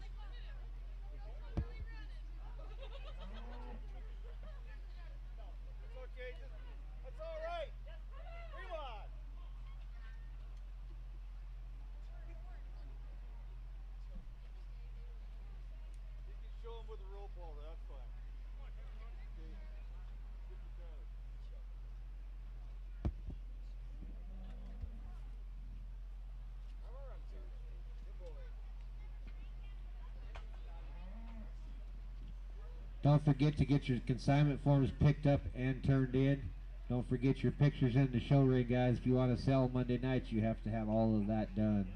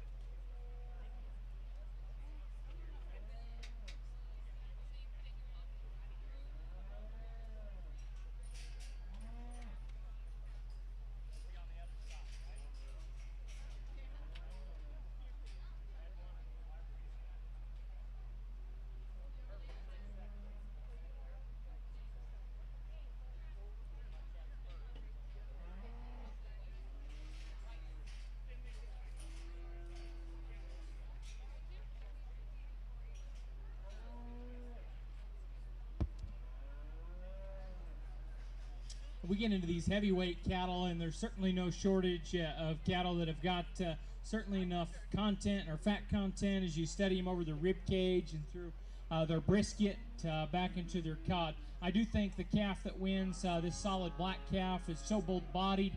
He's got some muscle, and probably the most muscle as we study the cattle down his top and from behind. Just a really solid calf from an in-point merit standpoint. Maybe a calf we could free up a little bit as we watch him walk, but good, strong top line, big-bodied, bold-made steer to win the class. Young man's Hereford calf that comes second is really long-bodied. I like his length of hip. I like his correctness of structure. He definitely sets down his feet longer and more athletic off both ends of his skeleton. He's not an over-finished calf by any means. That calf weighs up because he's so big and he's so long. He's definitely heavier muscled than the two calves that are just behind him. A good solid calf for second. I think there's some differences and some variation in the cattle that come in third and fourth. The white calf is a little bigger bodied and deeper flanked, a little heavier boned. I thought he had a considerable advantage in terms of muscle. As I get my hands on those steers, I probably think it becomes really close. The white steer's a little over finished in relation to his muscle. Well, then we conclude with this red steer, a big, tall, long, strong top line kind of calf that just comes up short in terms of body. He's shallow to his flank. He just needs more muscle, but a nice calf in terms of his uniformity of cover, and I thought the bottom pair there were a little bit challenging. A good black calf to start the class. Congratulations to those exhibitors.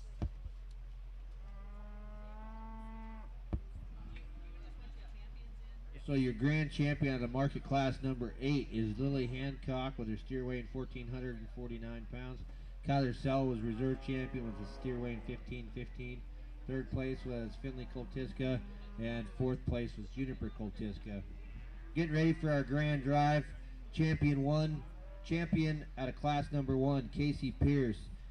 Champion out of class number 2, Win West. Champion out of class number 3, Jet West. Class 4 champion Lily Hancock. Class 5 champion Braden West. Class 6 champion Jet West. Class 7 champion Maggie Mistay. And class number 8 champion Lily Hancock. Reserve champions, you guys be ready to come back in.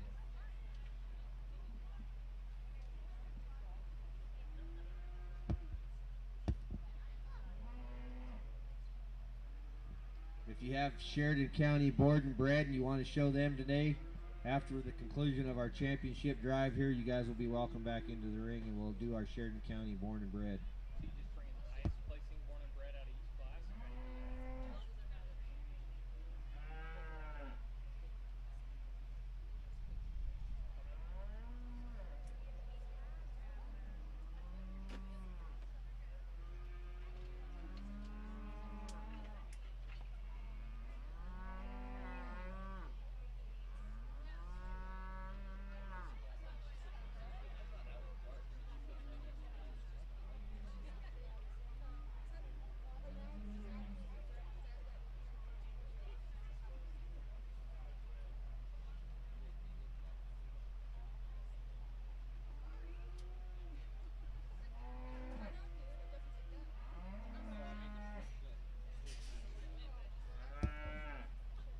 Hey, Gary Koltiska, I've missed you all weekend. I'm glad to see you walking by and didn't even say hi.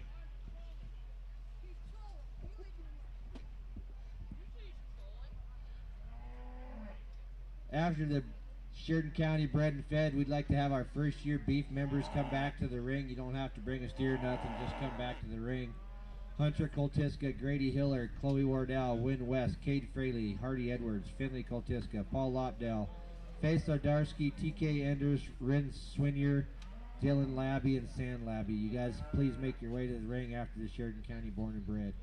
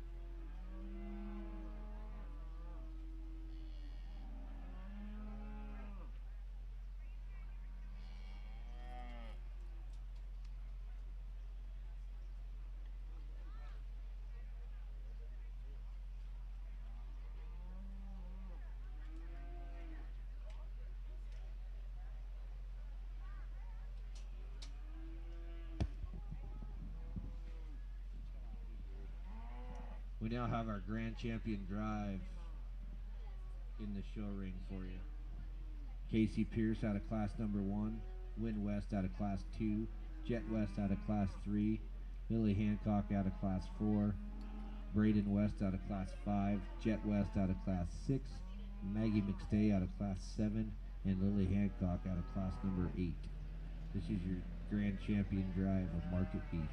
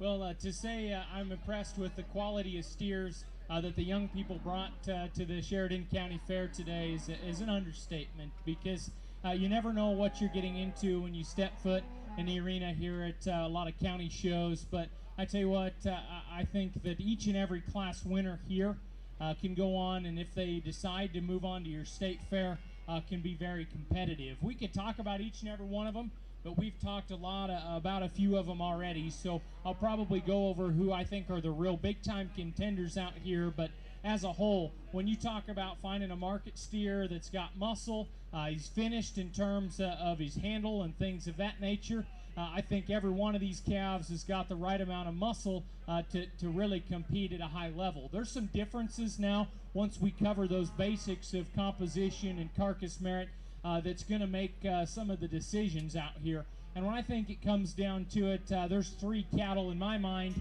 that can really play towards the top end of this deal. I do also want to mention we did have one purebred, to my knowledge, this Hereford calf, and I said, boy, it's too bad there isn't a purebred show, but because that's an excellent calf. When we get to the three that are competitive, to me it's the red calf out of class 3, the smoky calf out of class 4, and the red and white calf out of class 5. I think all of those cattle offer tremendous good, and then I'll let you in to a little bit of my thoughts here between the three calves. The young man's red calf out of class 3 is my favorite of the set in terms of his structure. He's easily the best built and designed calf that we have here in this arena. I love his foot. He's the best boned, best jointed calf. When he walks in the ring, the way he can handle and be so well put together in terms of his build and balance is awfully hard to do. I love the way he's built in terms of his hook to pin. His tail head sets in perfect into his hip. That calf is awesome in terms of his squareness of his hock, his athleticism of his hind leg. When we get on top of this calf, he's still thick. He's got muscle shape. He's fresh right behind his shoulder. He's big over his loin. He's massive out of his upper hip. Where this calf needs to be a little more advanced to really come away and be a big-time contender out here is we need to mass him up in terms of his stifle. And I don't know if he's got quite enough weight and condition to be an easy champion in a market steer show. But if that calf had another 60 days, I think he's the best calf in the arena.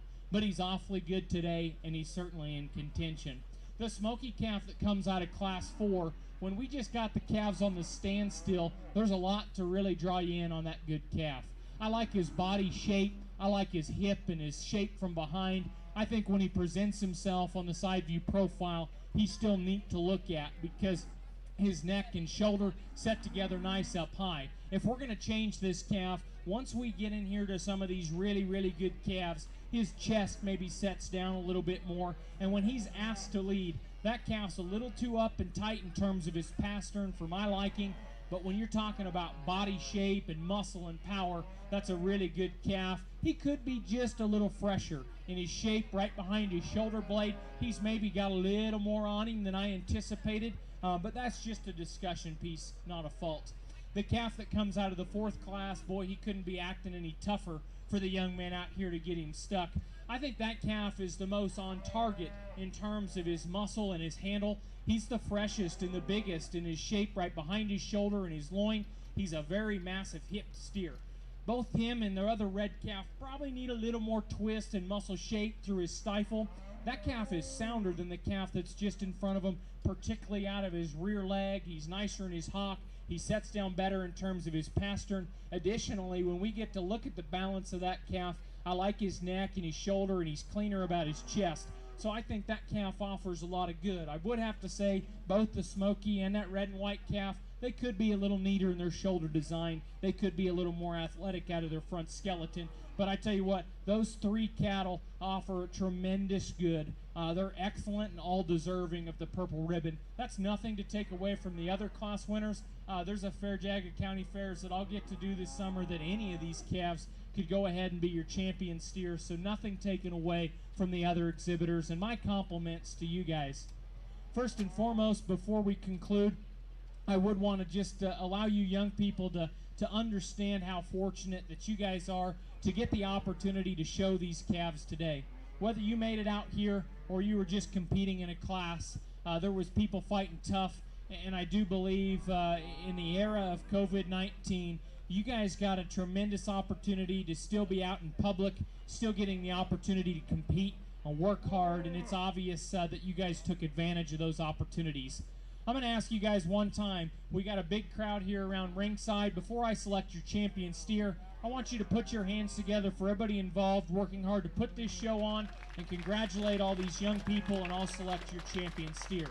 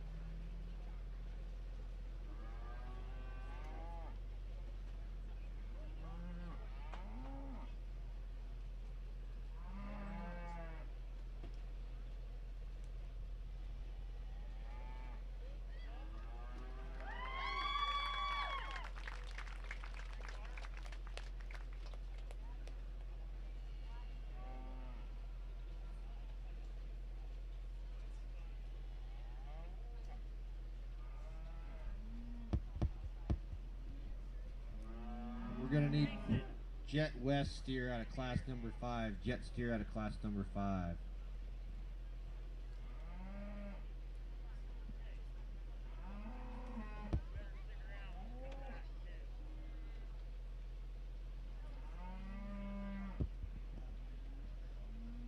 Stacy just came and told me she's only got 25 pictures. If you guys plan on selling at the sale and you're not in here right now, please make your way to the sale ring to get your pictures done if you have not done so. Also, make sure you get your consignment forms turned in, either to Emily at the office or Jennifer has them here underneath the tents. And your thank you cards need to be returned if you want to pick up your prizes.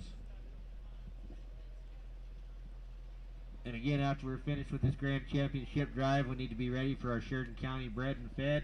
If you guys have a Sheridan County Bred and Fed, please be making your way to the ring if you want to show it off. And again, thank you to everybody that's been here. Thank you to all the participants. Thank you to the families for getting your kids here and the animals ready to go. Thanks to everybody that's behind the scenes working hard, handing out ribbons, doing the paperwork. Sheridan Media again for live streaming our shows and our sale. Ligursky Sausage for providing water for us on this day. And then a huge thank you again to Emily and Corey in the office, where you guys don't get to see a whole lot, but they are busting their tails back there. Our grand champion 2020 market steer goes to Braden West. Our reserve champion is Lily Hancock. Good job, guys.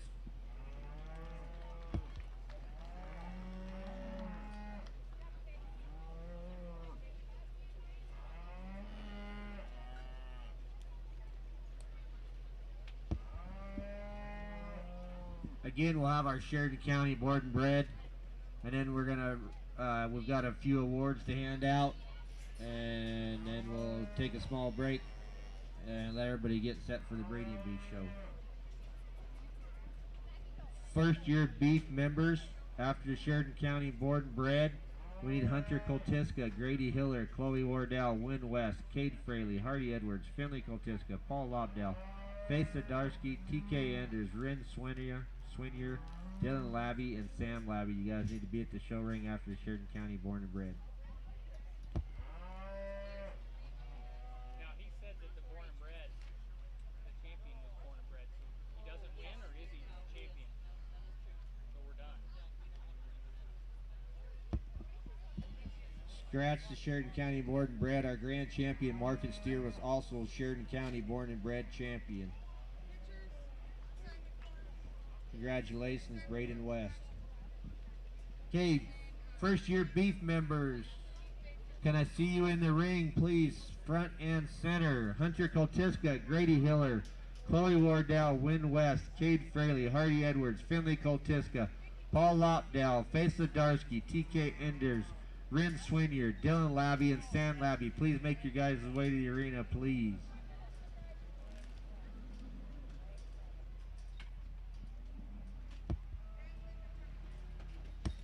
And Linda Cummings, please make your way up here.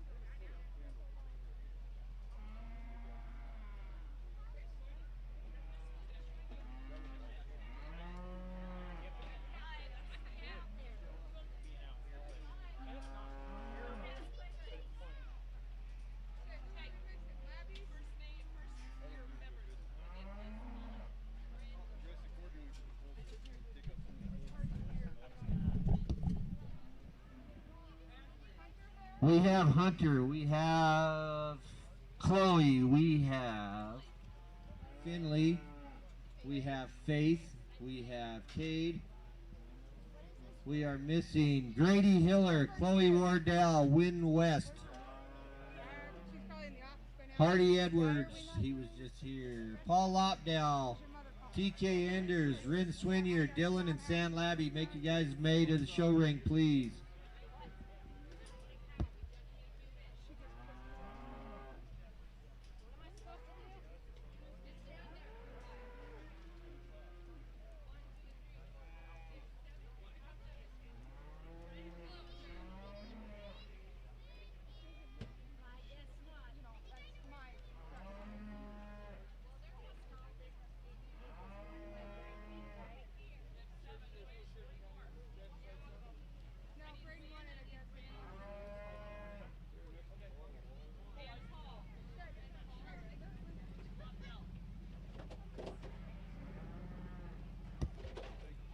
Paul Lobdell, if you can hear me back there, we need you out here to the show ring, please. And Rin Winier, where are you at? Probably playing in the water somewhere. Show up. TK Enders, Dylan and San Labby, we need you guys up front and center to the show ring, please.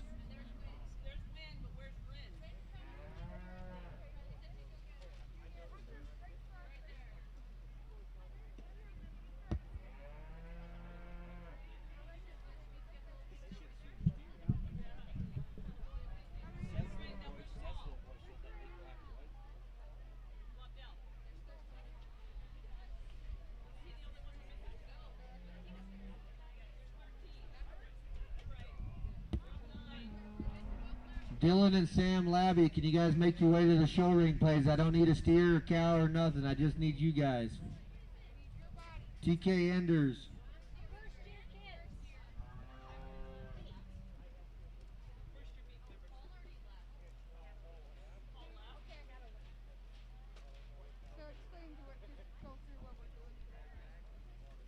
So what we have out here is our first year beef members. They're getting a bucket donated by Sheridan County Cattle Women and Shipton's Big R. Linda Cummins from Sheridan County Cattle Women is going to, president, will be distributing the buckets and handing these buckets out to the kids. We have 13 new beef members this year. Hunter Koltiska, Grady Hiller, Chloe Wardell, Wynn West, Cade Fraley, Hardy Edwards, Finley Koltiska, Paul Lopdale, Faith Sadarski, TK Enders, Rin Swinier, Dylan and San Labby.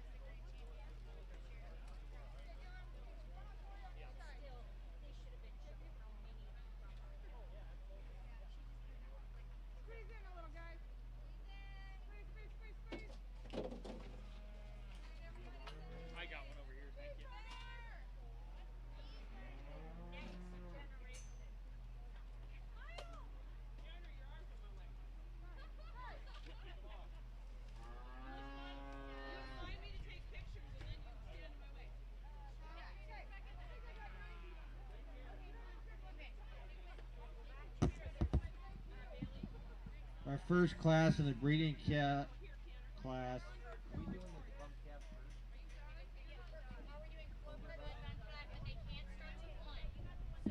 Okay, 1 o'clock we will start our breeding beef show with the bum calf Clover Buds, Penny Reinholtz, Wesley Barnes, John Reinholtz, Corby Adam, Quade Adam, Mason Swinier, Chet Edwards, and Kyla Torrance. At 1 o'clock we'll start our breeding beef show.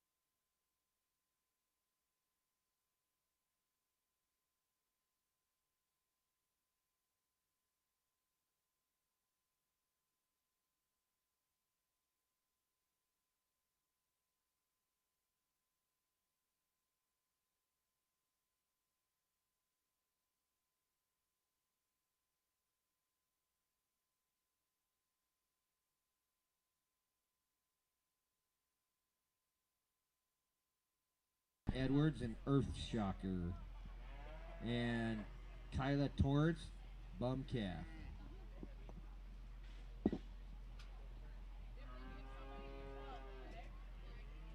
Like the Reinholtz kid that's getting pulled across the arena.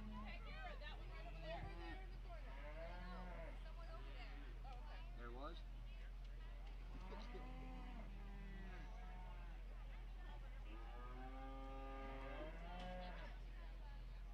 Hope's not so fuzzy no more.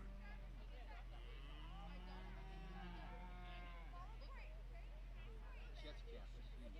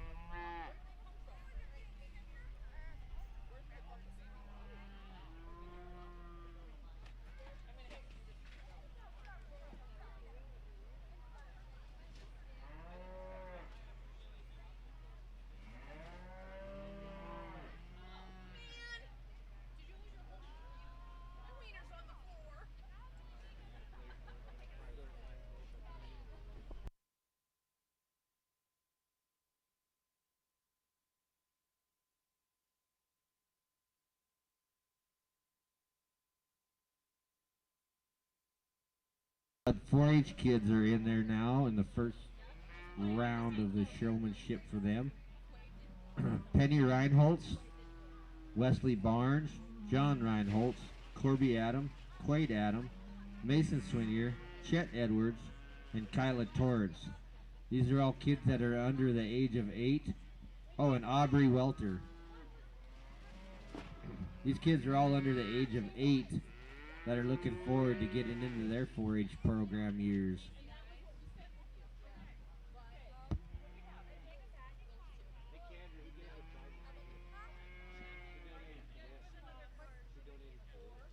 This whole show is sponsored by Black Tooth. It's on there from intermediate, champion, flip it over.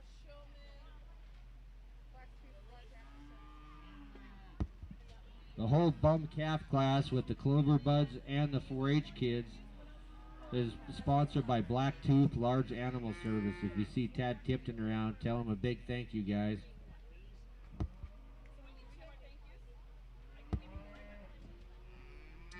Here in our Bum Calf show, it's fun to get the kids out here and get the opportunity to kind of get in the show ring before it's their time to shine. It's always awesome to see the future of our 4-H and FFA programs getting an early start. I just went through and talked and met with each of these, but let's give them a positive experience here for their first time around and give them a big round of applause.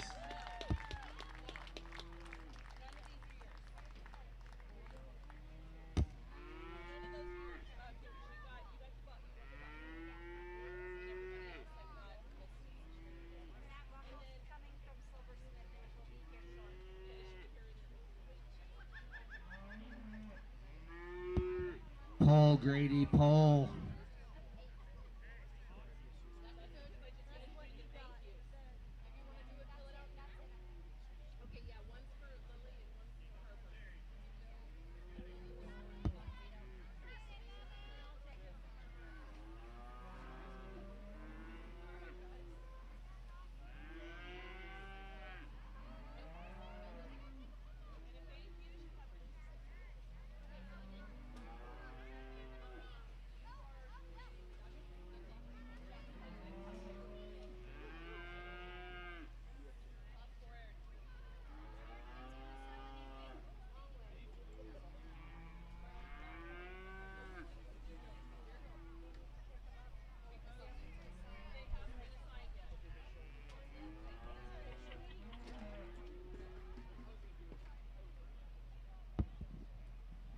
Our 4-H bum calf program kids are Cooper Justice, William Sorensen, and Catherine Swinier.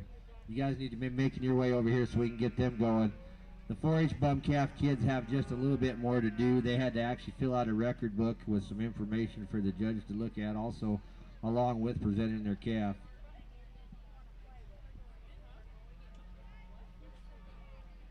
Justice Cooper's calf's name is Saul.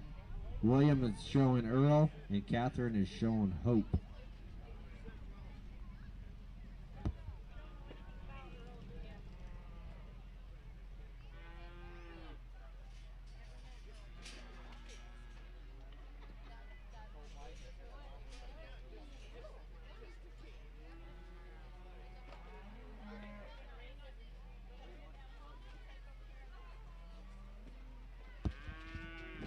Some of these calves you might see back next year, some you may not.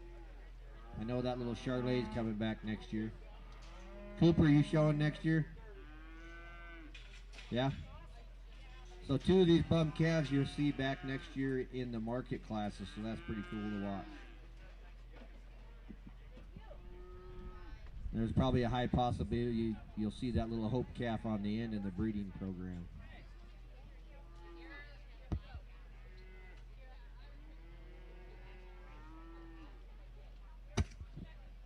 This class also is sponsored by Blacktooth Large Animal Services, so thank you, Tad Tipton.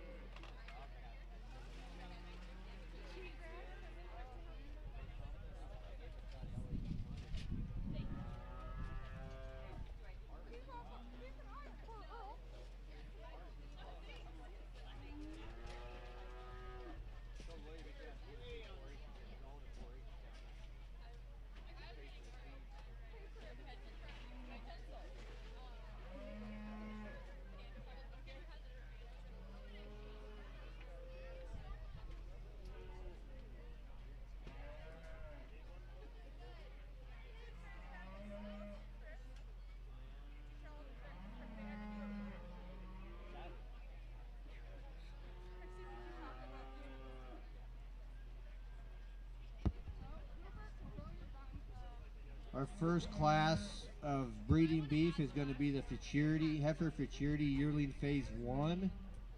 Jet West, Josie Ankney, Win West, Rudy Ballstead, Braden West, Juniper Kotiska, Win West, Josie Ankney, and Braden West.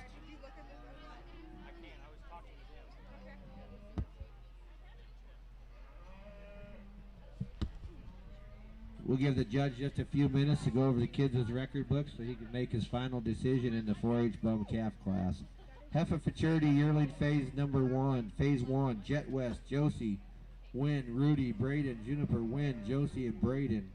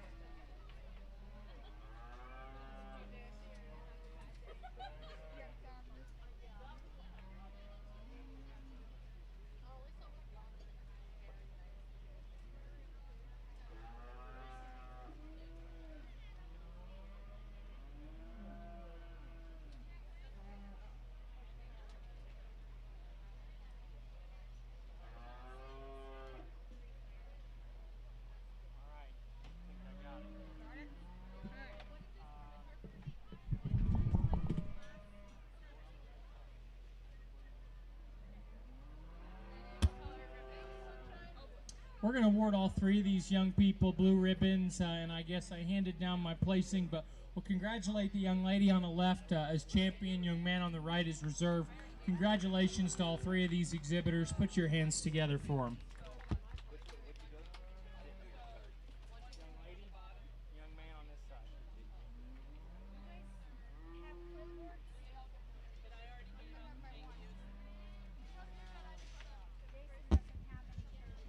So your bum calf 4-H members, your champion is Rin Swinier with her calf Hope.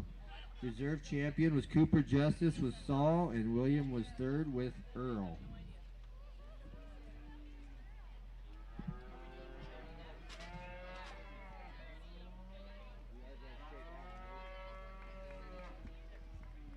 Heifer Futurity Yearling Phase number 1. Jet West, Josie Ankney, Win West, Rudy Ballstead, Braden West, Juniper Koltiska, Win West, Josie Ankney, and Braden West. Yearling Phase 1.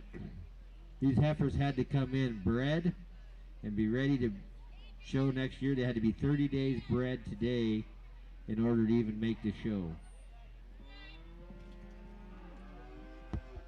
Organized chaos. There you go. That's what it's called. Yeah.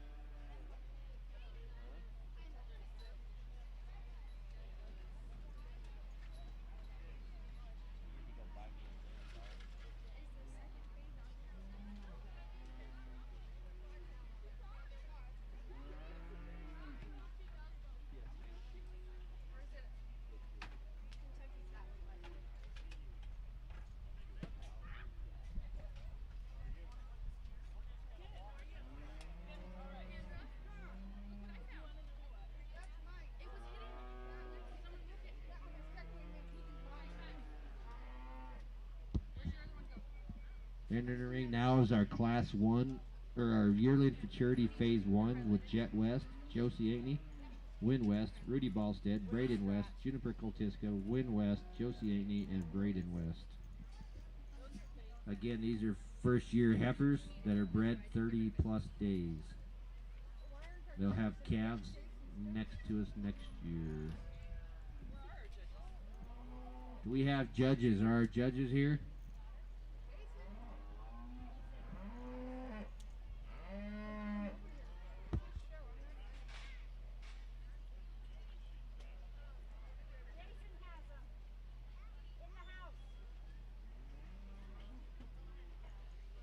Should I place these? Is this a 4-H show? What does this security mean? Okay, there you go. Not me? No, it's not you. All right. You can have a seat and relax for a few. You can watch. Should I watch? You don't have to watch. Well, I didn't know if they show them later. I probably shouldn't. Yeah, some of them will. Okay. If you would like, go sit in that white building. There's a little bit of air conditioning. Might try that out.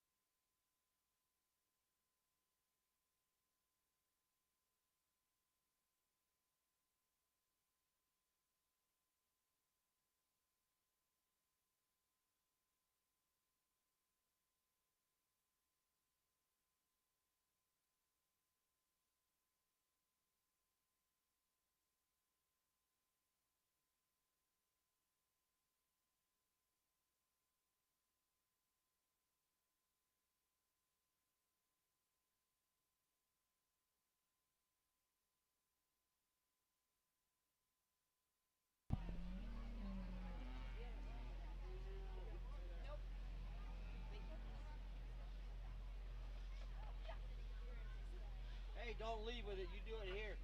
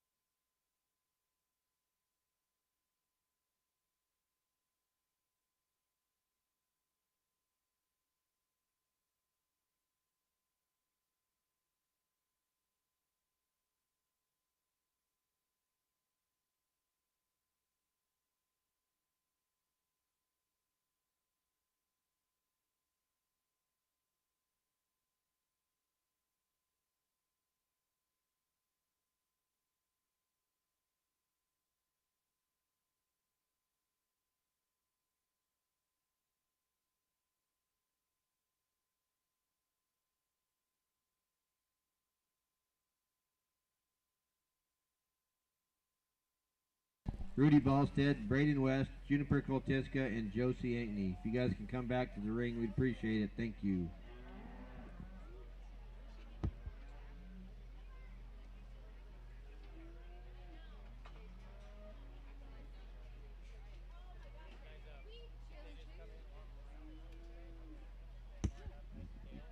I'd like to give a thank you to our judges for today's fraternity classes with Galen Chase, Mike Ellenwood, and Stuart Kincaid. Thank you guys for coming out and judging this.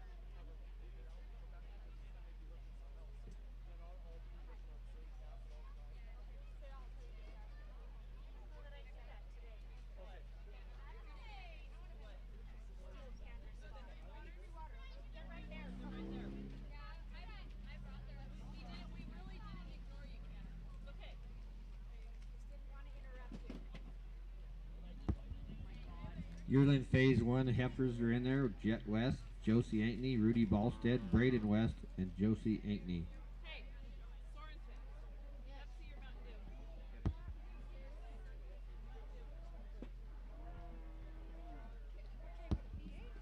Dew. Again, in this yearling Phase 1, these kids have to do a record book, and these heifers have to be bred at least 30 days, and they were all pred checked this morning. There's a lot that goes into this. There's some record keeping. They've got to know all kinds of different things, just like you're raising your own operation, so they've got to keep track of shots and birth weights in their bulls and when they were turned out and when they were brought back in, and then also get them halter broke. And then as you see, we come back after this phase, we'll have phase number 2, and they'll have a calf by their side. So all these heifers out here next year should have a calf by their side next year and be bred again in order to come back into the show. It's a long-term project, but it's a great project for these kids. It teaches them a lot of responsibility as far as the bookkeeping goes, raising that calf, raising the cows, getting them bred on time, and still keeping them good and healthy.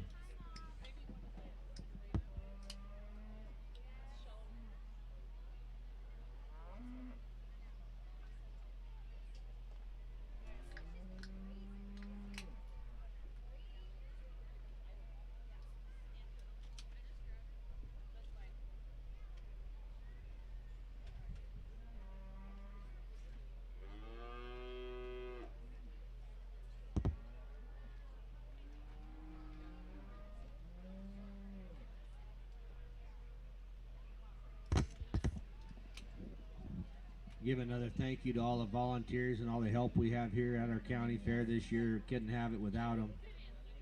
Thank you to Emily and Corey in the office for keeping things rolling. Without them, we really couldn't have it.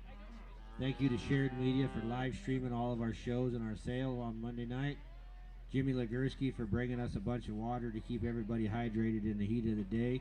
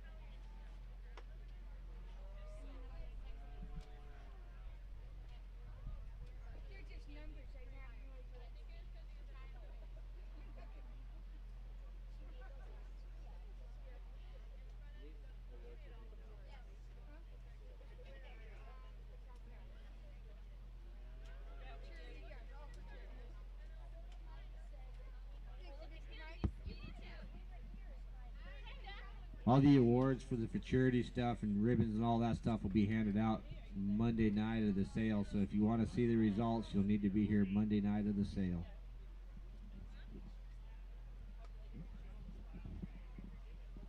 Heifer Futurity Cow Calf Phase number 2. You guys need to be getting ready. Katie Schreibeis, Josie Aitken, Danny Koltiska, Willow Koltiska, Claire Justice, Amia Koltiska, and Juniper Koltiska.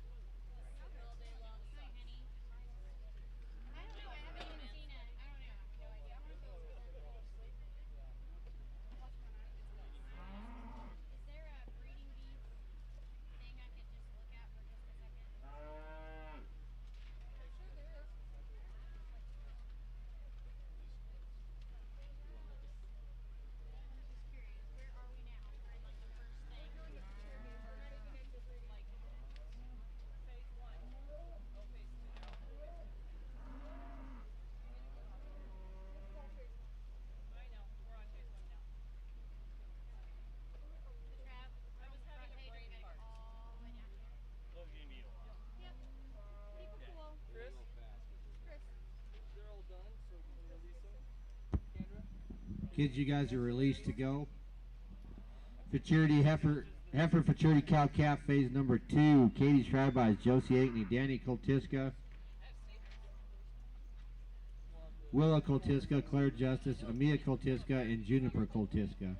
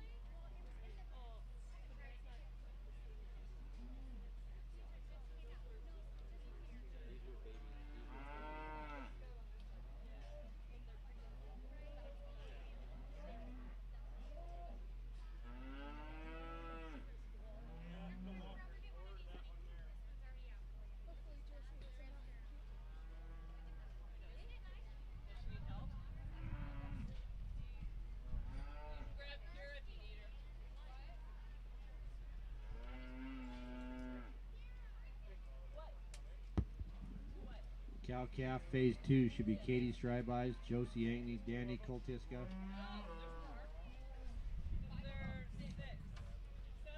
Willow Koltiska, Claire Justice, and Amia Koltiska.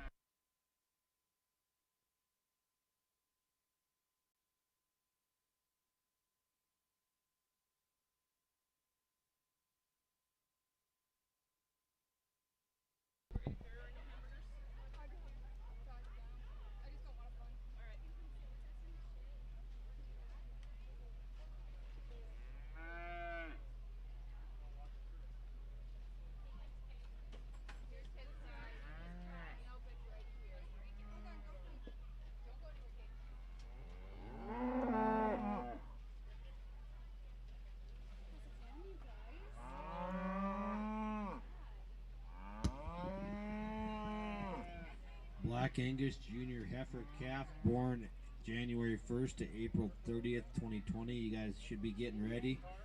Claire Justice and Katie Schreibeyes. Again, that's Black Angus Junior Heifer Calf, Claire Justice and Katie Schreibeyes. Followed out with the Black Angus Cow Calf pair, Claire Justice and Katie Schreibeyes.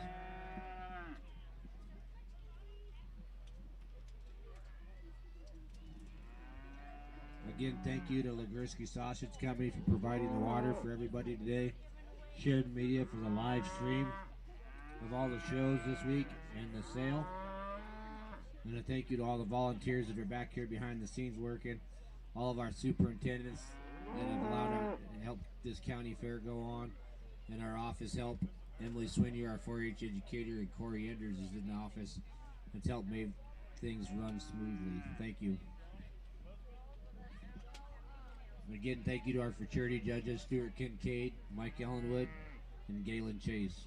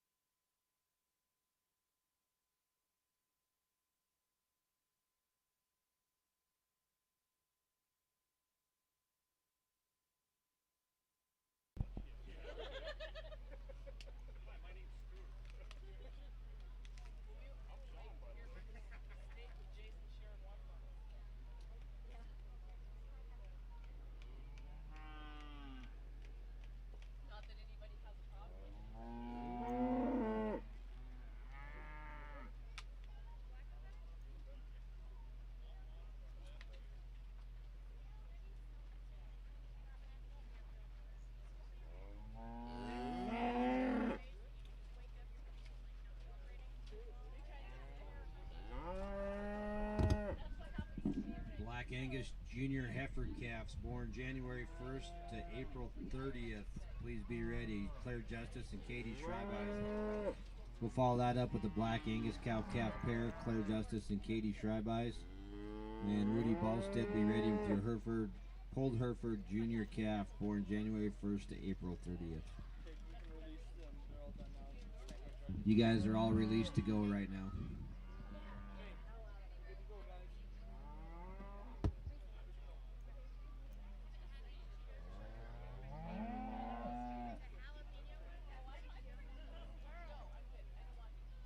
Just kind of walk out of the way, Katie. Just walk up that way a little bit.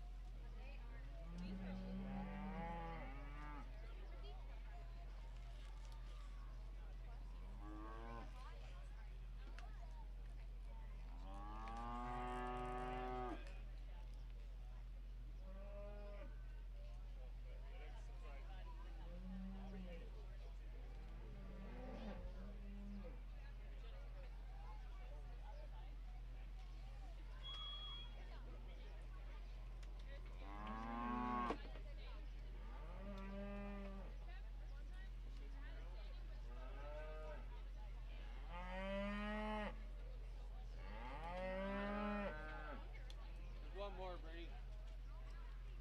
There'll be one more. Oh, okay. Are you in this class?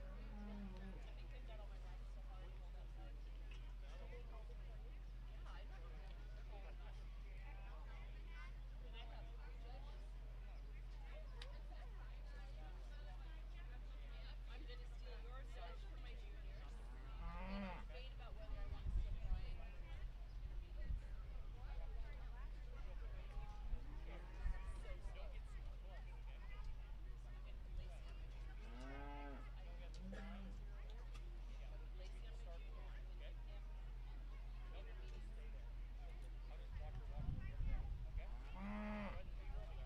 Because I mean, we're not. They're higher. I mean, Lacey's higher than Rachel.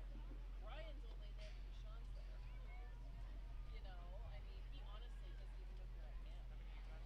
But Sean volunteered. Looks like we're good. He's gonna volunteer. He's voluntelling. So I mean, how often do you get two ARBA judges and a potential ARBA judge? Not very often.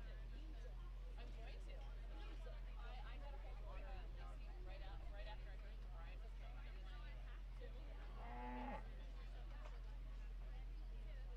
Well, we can do some here. I wonder maybe we should. Well, and there might. Well, let's see what we have because I also have Philly sausage there. But let's make sure. Sorry.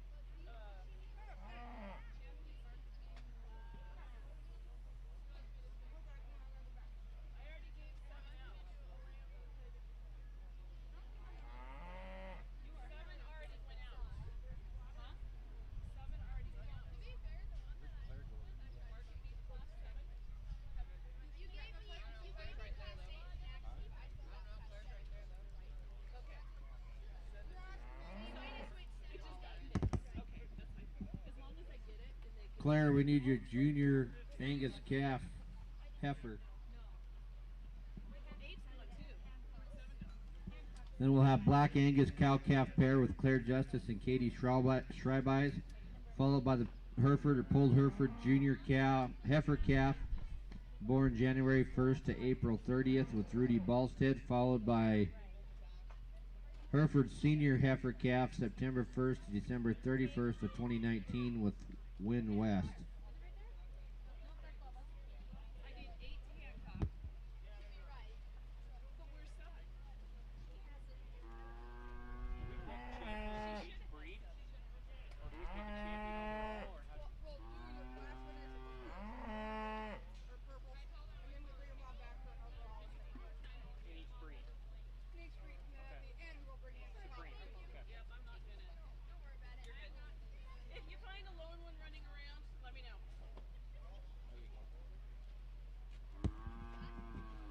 In the ring, we should have our Black Angus Junior heifer calves born January 1st to April 30th, 2020.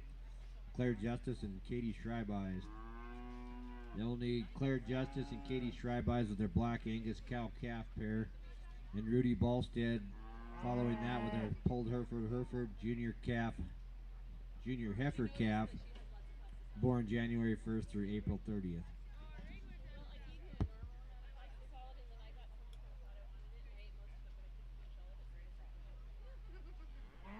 You got it.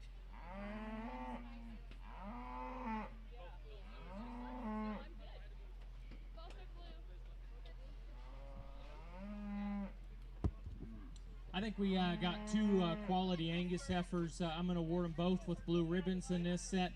They're about the same age. Both said they got March-born calves, and I think there's some nice differences, but both are good, useful, and functional cattle.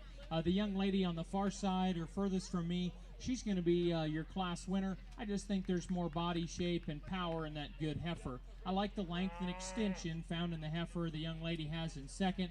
I think a heifer that's going to, continue to grow, and she's a little longer fronted and going to appear a little more feminine. I could just maybe see her a little bit stouter and bolder in terms of her body shape, but both good, useful, functional heifer calf prospects.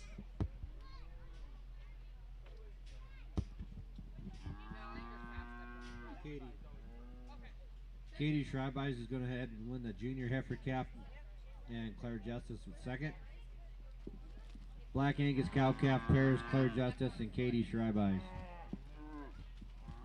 Then we'll need Hereford pulled Hereford junior heifer calf, born January 1st to April 30th, Rudy Ballstead. And then the pulled Hereford senior heifer calf, born September 31st to December 31st, 2019, with Win West.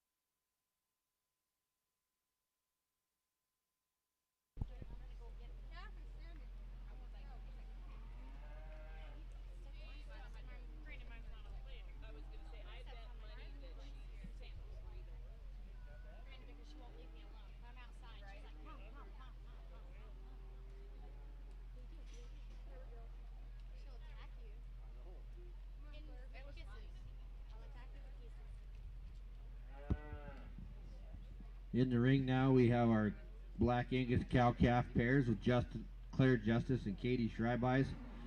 Rudy Ballstead, be ready with your Hereford pulled Hereford junior heifer calf, January 1st through April 30th, 2020, followed by the Hereford pulled Hereford senior heifer calf, Win West.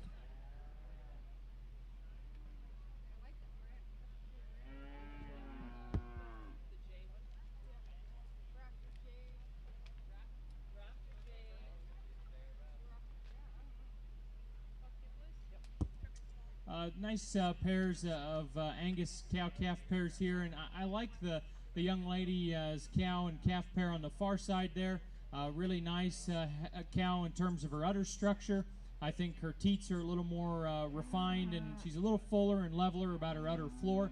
A calf that's doing a nice job there on the other side there, and then a nice cow-calf pair here that's comes in second, a little longer, more extended. A little bit more of a frailer cow, and I could neaten up her udder just a little bit, but both good entries here in our Angus division.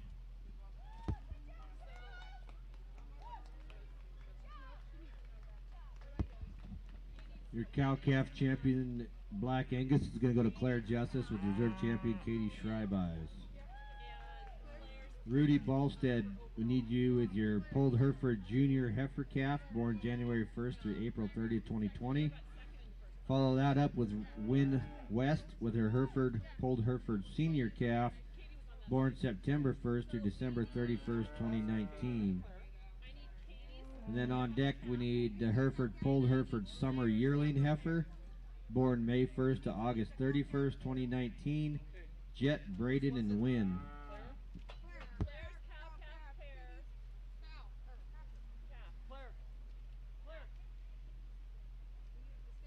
I can tell them what I'm going to do. I already know. All right, well, tell me how it's going to be. The heifer calf will be champion, and then the cow calf pair will be reserved. Katie's calf, right? So I should have just told them I'll stay in the ring. That'd have been If you want to announce it, he already knows Yep. you have a ticket.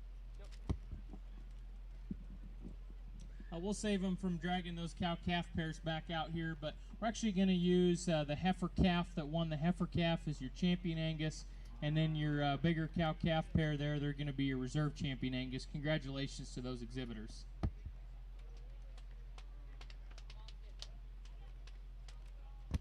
We're good.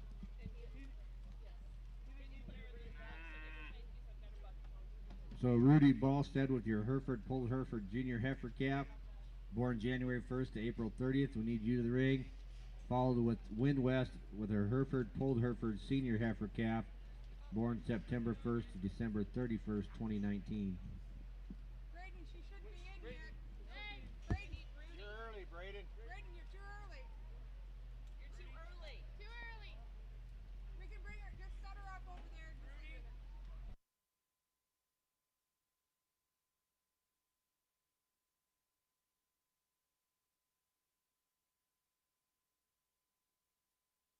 Move on. Is that okay? Right now in the ring we have our Pulled Hereford Senior Heifer Calf, which is born September 1st to December 31st, 2019 in Wynn West. A nice single entry senior heifer calf. I like her body and I like her udder structure. A level, long-topped kind of heifer. I think there's some really good breeding value pieces. We could probably just see her a little bit longer about her cannon bone and just see a little more future length and growth in that heifer, but you like her body volume and her length.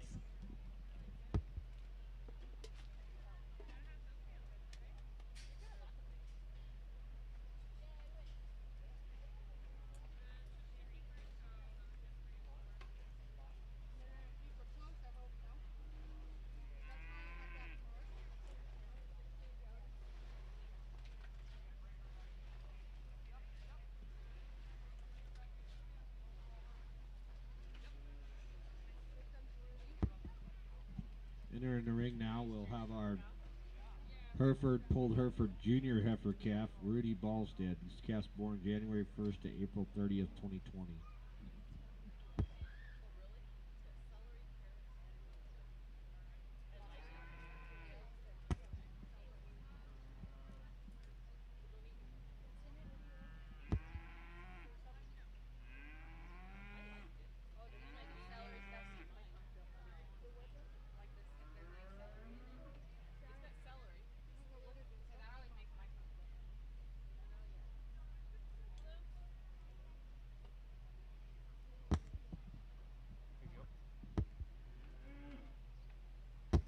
A nice horned Hereford heifer calf. I like her length again structurally. She's got a good foot underneath of her.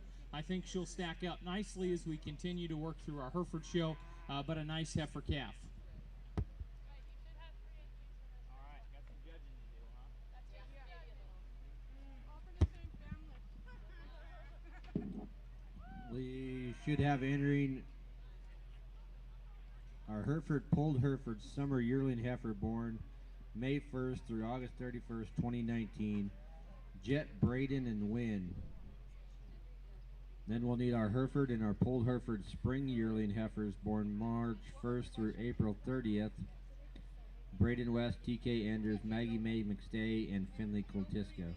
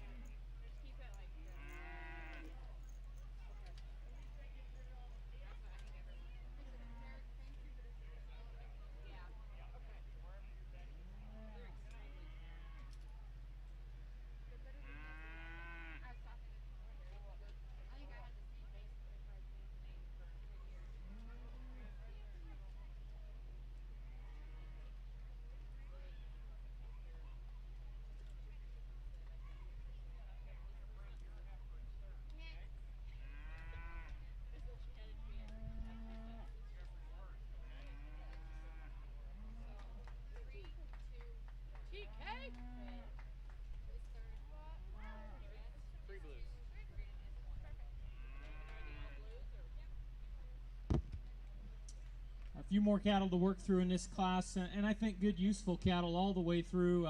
The young man, I think that the pair of heifers that work up offer some differences in their type and kind.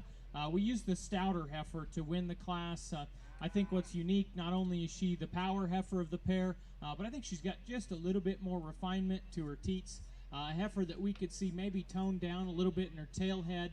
She could be a little freer on the move, but we really like her top shape and her power. A nice heifer to win the class.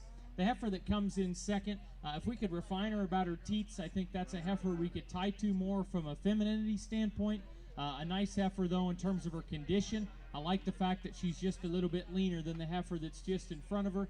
There's times we could see her move just a little more ideally out of her front shoulder. Just let her be just a little more athletic as she goes up front. There's parts and pieces of the third place heifer the young lady has that I like as well as any in the class. I think she's a little smoother and more correct in the angle of her shoulder. She's strong and level in her top line, very correct in terms of her structure. I think she's just at a bit of a performance and body shape disadvantage here, so I kind of like her to round out the class, but three nice heifers, particularly a really stout, powerful heifer to win the class. You'll have 4 for this next class.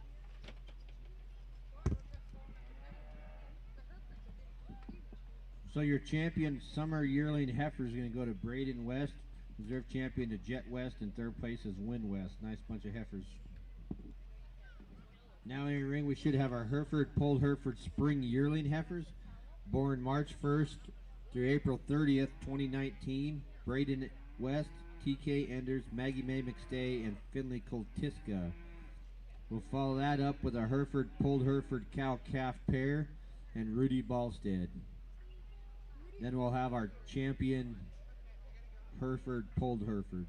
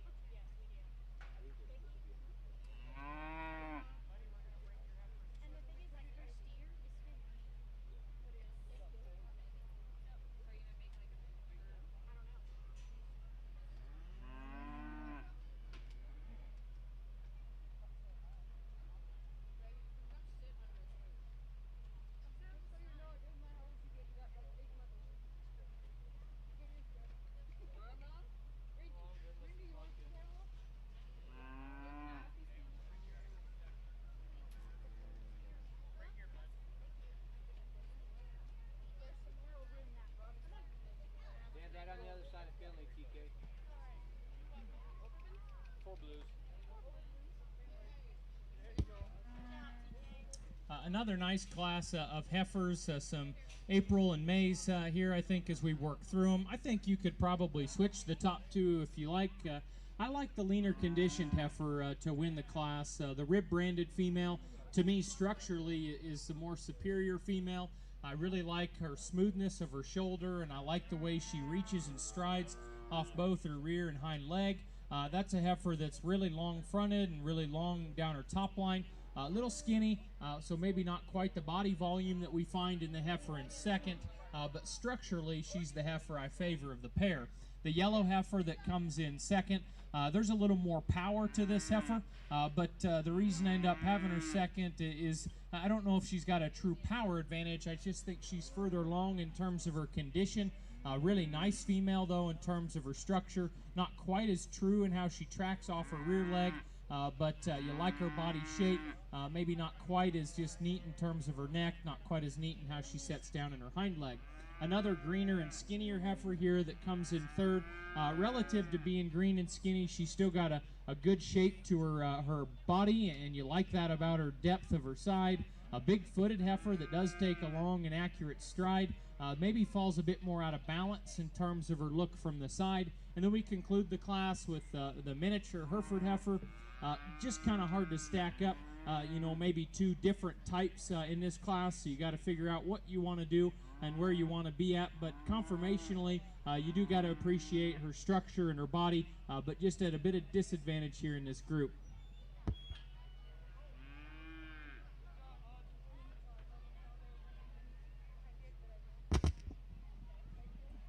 Your champion Hereford, Polled Hereford Spring Yearling heifer goes to Maggie May. And then Braden West is your reserve champion. Followed by TK Enders and Finley Koltiska. We need Polled Hereford, Hereford Cow Calf pair, Rudy Ballstead. And then we'll bring back the champion and have an overall Hereford.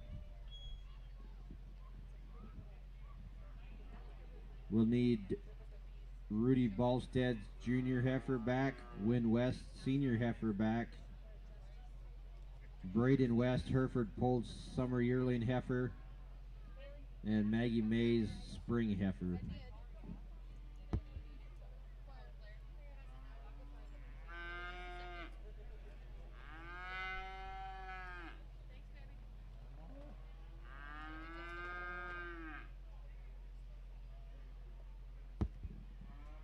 Just one Hereford pair, doing a nice job here, obviously working hard. We liked that calf earlier when she came into the arena. I like the length the cow has, a little extra white there on her legs, good full about her udder, maybe a little long about her teats, but I think that's a useful, practical Hereford pair.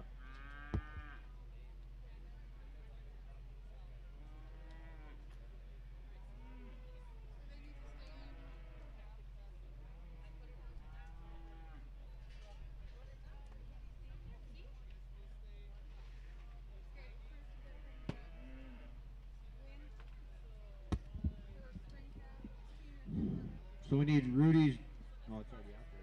That's your junior heifer calf. So we need Wynn's senior heifer calf, Braden's summer yearling heifer, and Maggie McStay's spring yearling heifer, please.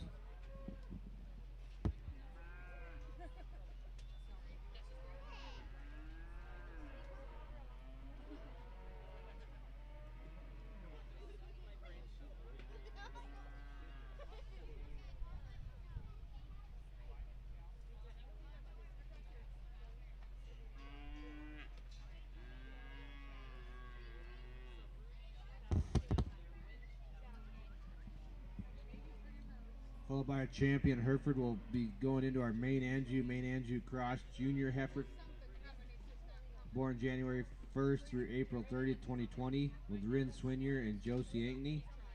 And then the main Anjou Cross junior yearling heifers,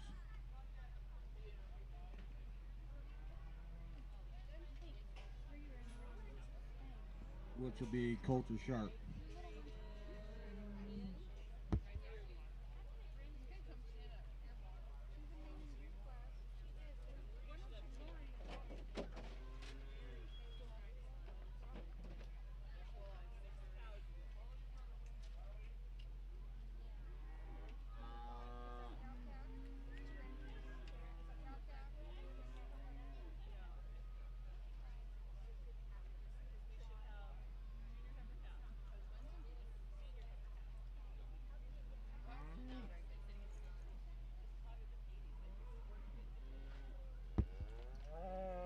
Nice Hereford show. We're really strong numbers all the way through this event, and I think we have some nice cattle as we step back out here to evaluate the champion.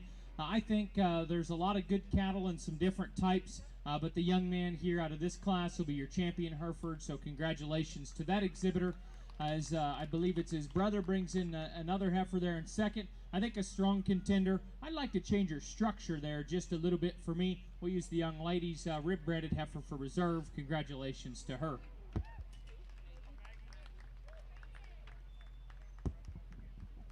Champion overall Hereford is going to go to Braden West. Reserve champion Jet West. In third place will be Maggie Mae McStay.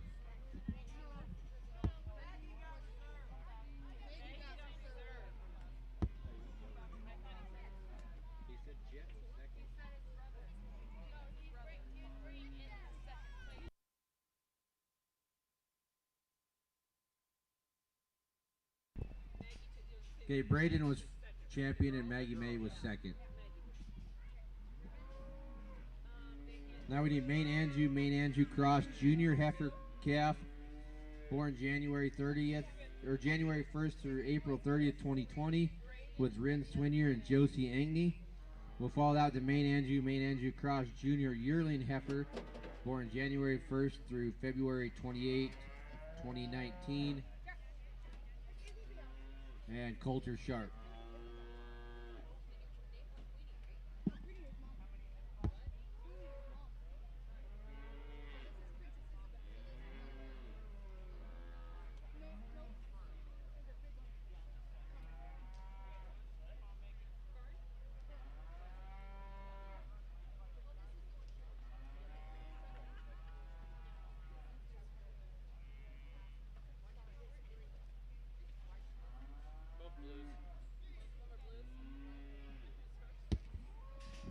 Leave the cattle as they come in here. That's going to be our champion in reserve in this division. Just a little different in terms of their performance and scale for their age. The Baldy heifer is nice in terms of her structure and lines. The younger heifer, young lady, did a good job presenting that calf. You can tell she put a lot of effort in and did a good job earlier, I believe, in the bum calf show. I just need a little more extension in that female.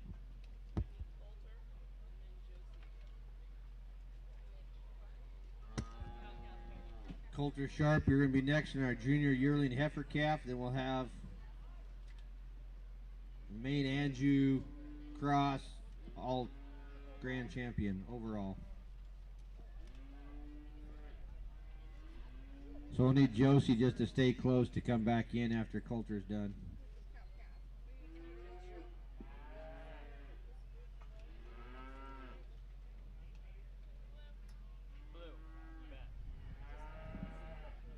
Actually, Josie, we'll need your Main Anjou cow-calf pair. Katie, can you show something? Can you have Josie show Solid white heifer here in this class. You like her appearance and her body volume. Could probably change her feet, just a little bit long for me, but a nice heifer. Good in terms of body, muscle. I think she'll stack up nice in our Main Anjou show. She's got two. Help her.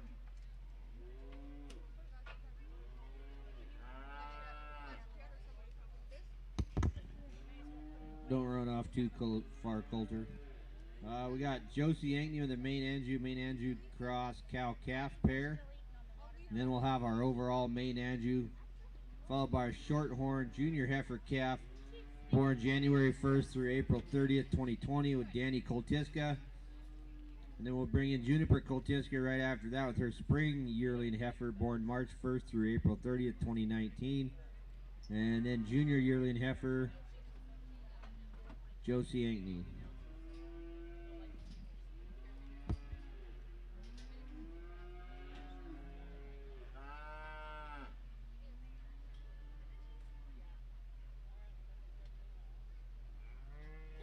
I know you need to be nervous. Looks like you got the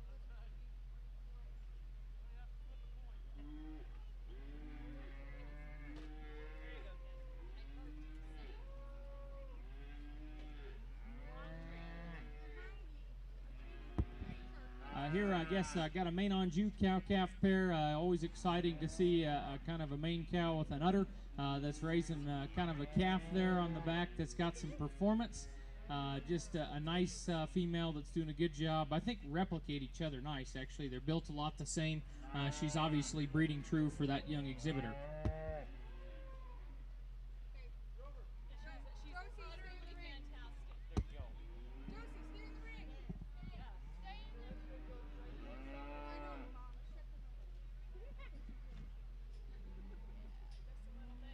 Then we'll bring Culture Sharp back in for the all-around main Anjou cross. Now there's more one in there. You got to figure something out. Dang it. Yeah, her calf gets stretched as one. The calf gets judged, the pair gets judged, Yep. the leg gets judged. Anybody that doesn't know for reassurance is giving My mind's made up. You're only bringing me 2 at a time. It's not too tough. Here's we conclude our main Anjou show. I think we just had 3 entries and kind of got them back out here in a little bit of a different form. To me, there's an obvious winner in terms of just body and flushing ability. We talked about we could maybe change her feet, but a nice female. So young man with a white heifer, he'll be our champion main Anjou. We'll use the pair for reserve. Always good to see a good productive pair. Congratulations to both of those exhibitors. cream puff. I got 2 here. That one's cream puff. That's his name. Cream puff. The Shorthorn Junior Heifer Calf, Danny Koltiska. We don't have a spring yearling heifer, so we'll bring in our Shorthorn Junior Yearling Heifer, born January 1st through February 28th, with Josie Ankney.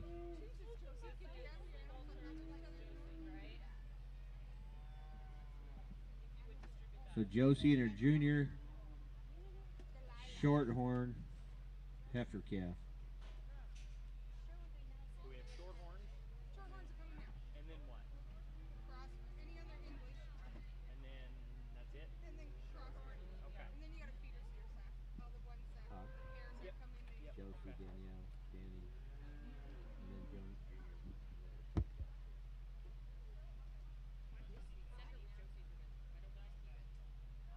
Because it was habit.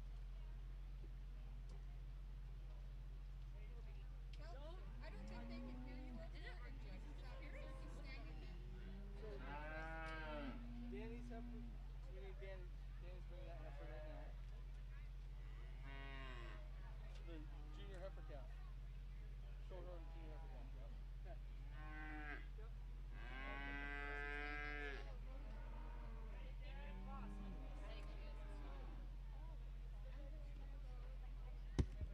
You're good. Are you done with this?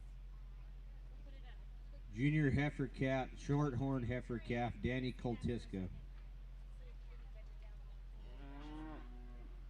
Then we'll have junior Shorthorn yearling heifer and Josie Ankney. You guys don't want any more? I already got some, thank you though. Did you want some, Paige?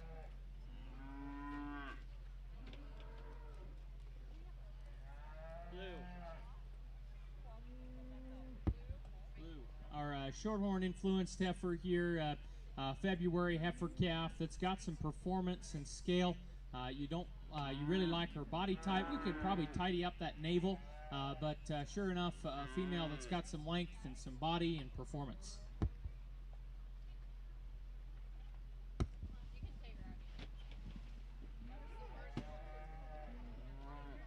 Shorthorn junior yearling heifer, born January 1st to February 28th, 2019, Josie Ankney.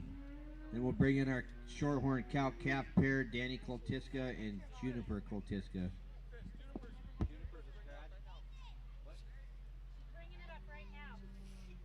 What? How come we're not calling Juniper? Because she's after the cow calf. After the Juniper right here. Spring yearling heifer. Danny and then Juniper. who came and told us she was a scratch. For the maturity, she's a scratch. Somebody just gave a pat on the back and said, She's scratching that that red heifer. The red heifer? which one's the red heifer? Is there just one that here? was one of the red heifer. Somebody just scratched me on the back like 5 minutes ago. Okay. and told us Okay, to scratch. so this is Josephine. Sorry, Chris. Thank you. I didn't know that. Okay. Well, nobody told me. That's why I said. Roan heifer here, kind of a yearling that's got a good level top line.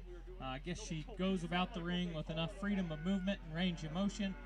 we could probably see just a bit more extension and length to this female, but you do appreciate the way she moves. What depends what you're trying to do. Purebred shorthorns. I don't know enough about purebred shorthorns, I'll tell you. Okay, shorthorn cow-calf pair, we should have Danny Koltiska and Juniper Koltiska. Then we'll have our overall shorthorn, followed by our any other English breed spring yearling heifer, Ella Hiller, Cade Fraley, Sam Labby, and Faith Zadarsky.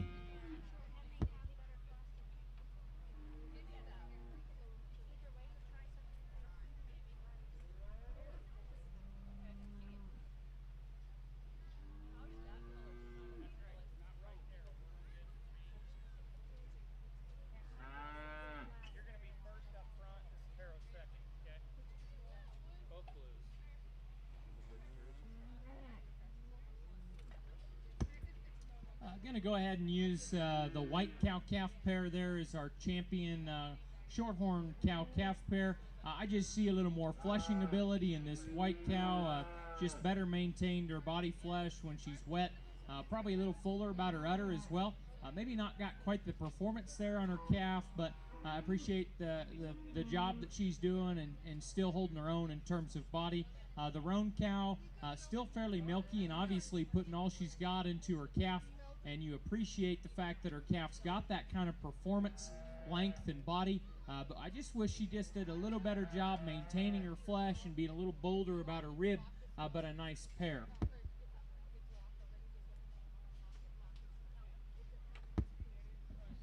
Okay, so we'll have our champion shorthorn, so we need to keep Juniper and her cow-calf pair in there. Then we'll need Danny's junior heifer calf and Josie's junior yearling heifer.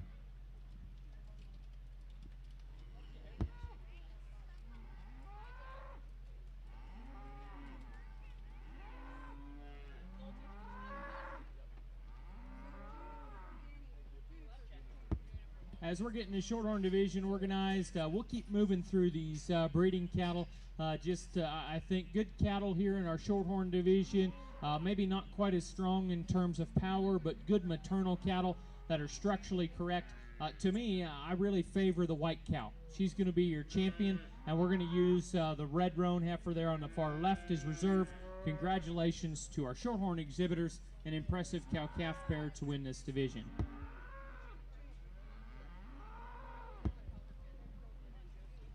Okay, we're going to have our champion shorthorn is Juniper Koltiska, and our reserve champion shorthorn is Josie Ankney. We're going to roll into our any other English breed spring yearling heifer, March 1st to April 30th, 2019.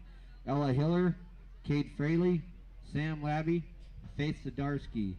We'll follow that up with our any other English breed senior yearling heifer and Dylan Labby. And then we'll have our overall any other English breed. Again, thank you to all of our volunteers that have been out here to help put this on and during the heat. Thank you to Ligursky Sausage for supplying us with water to keep us hydrated. And thank you to Sheridan Media for live streaming our shows today and every other show and our sale. And a big thank you to all of our extension office help.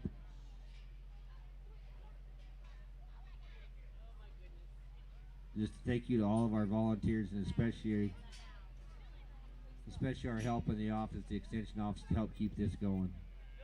Thank you, Corey and Emily.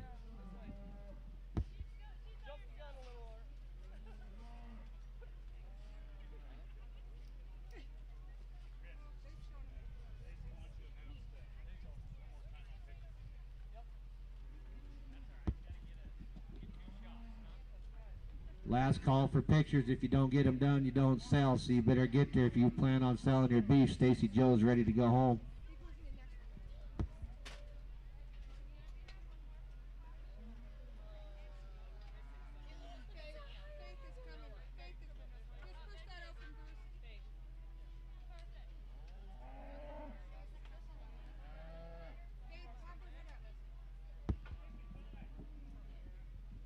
in the ring we have our any other English breed spring yearling heifers born March 1st to April 30th, 2019. Ella Hiller, Kate Fraley, Sam Labby, and Faith Zadarsky.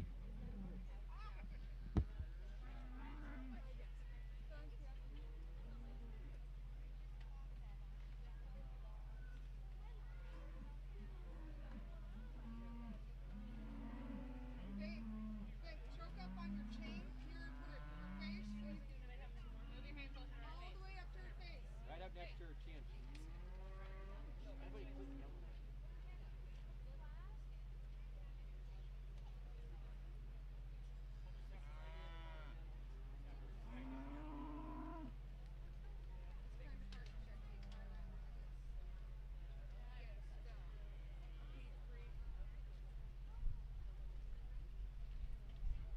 We'll do all blues again.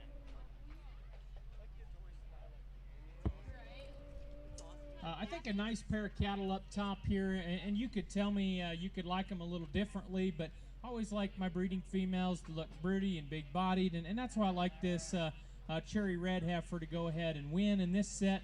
Big-bodied, functionally structured kind of heifer. Maybe a little far along in terms of her condition, but I sure do appreciate her body. Just a very broody female there to win this class. Strong, stout-made yellow heifer that's thick and wide down her top and out of her rump.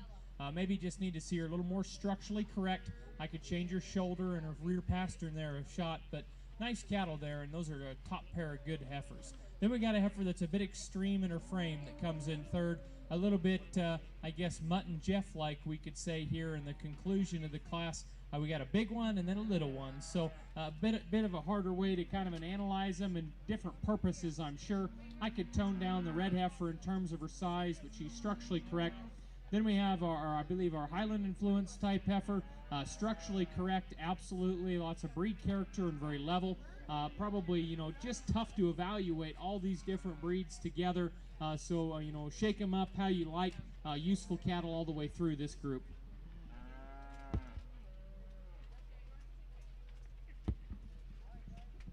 So any other English breed spring yearling heifer, your champion's Cade Fraley, followed by Ella Hiller, Faith Zadarsky, and Sam Labby. Now we'll have any other English breed senior yearling heifer and Dylan Labby. Then we'll need to keep Cade close by so we can have our any other breed champion.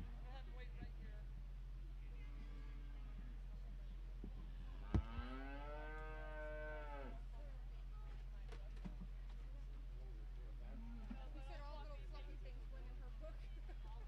You and Mary get along very well. Colored. Are you lying? You're lying. She asked if you were lying. Yep. What's wrong with you? Did you see what they did? Yep. Is it cute? Oh my gosh.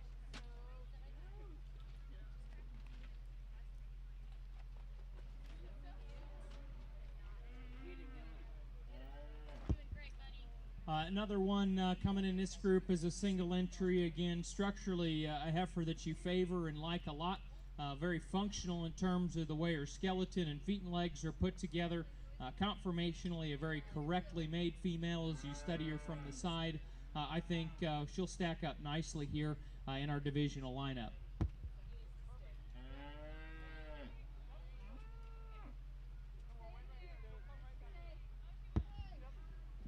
Your champion's going to be Dylan Labby. And then we'll need to bring Cade Fraley back for the any other English breed overall champion. Yes, any other English, we need the champion. We need Josie's too soon. She's any other continental.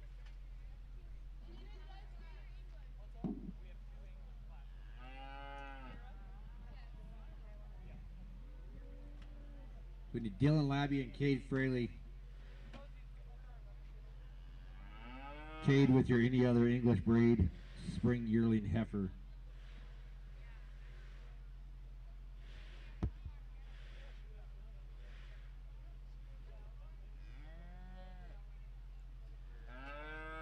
that chain, buddy.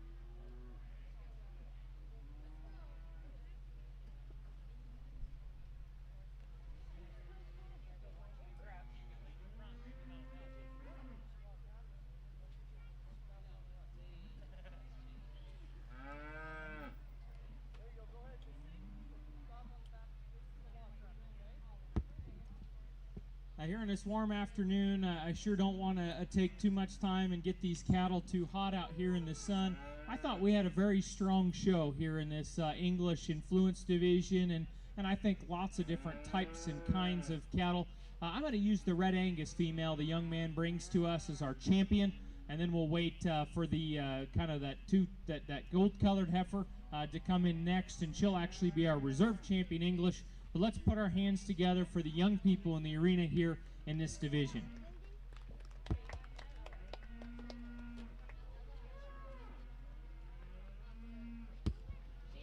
She's walking with her. Here, look straight ahead. So we need any other Continental breed junior yearling heifer born January 1st to February 28th, Josie Ankney.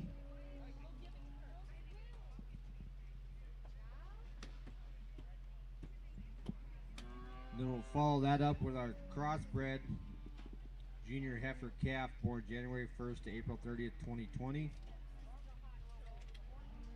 And then junior steer calf feeder class, Juniper Coltisca, Claire Justice, Cooper Justice, and Willow Coltisca.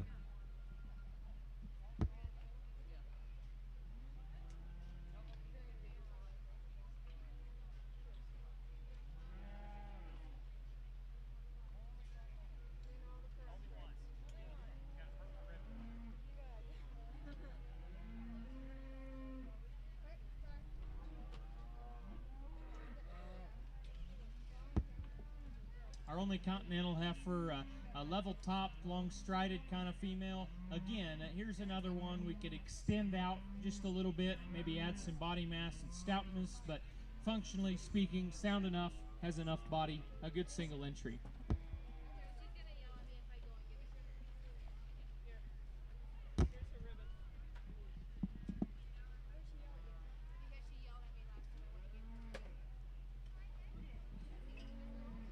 Crossbred junior heifer calf, Omia Coltisca. We'll follow that up with the junior steer calf feeder class, Juniper Coltisca, Claire Justice, Cooper Justice, Willow Coltisca. Then we'll be into our crossbred cow calf pairs.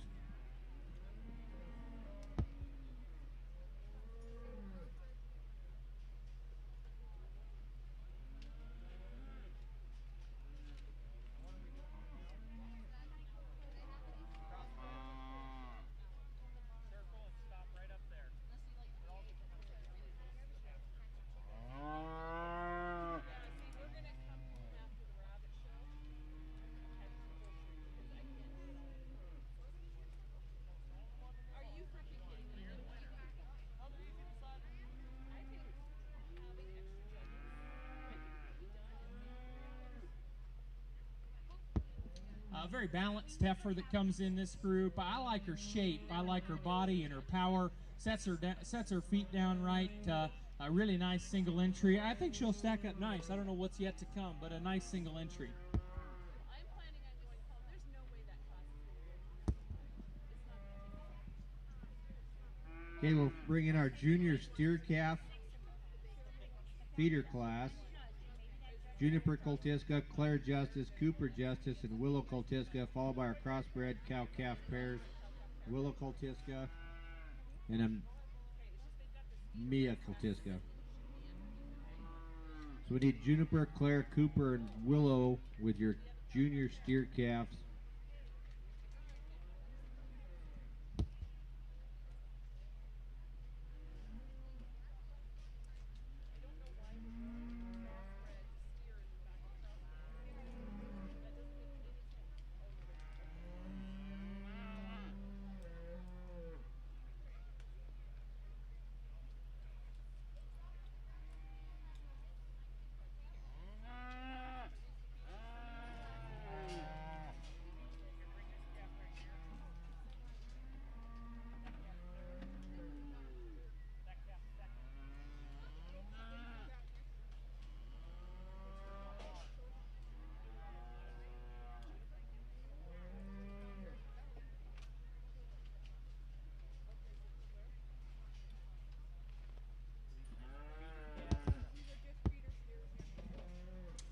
I think an interesting stack of feeder steers here, and And I think if we're just evaluating them for their future in terms of shape and length, I think the top two calves offer the most future performance. And then they come with as much body shape and power and thickness as any.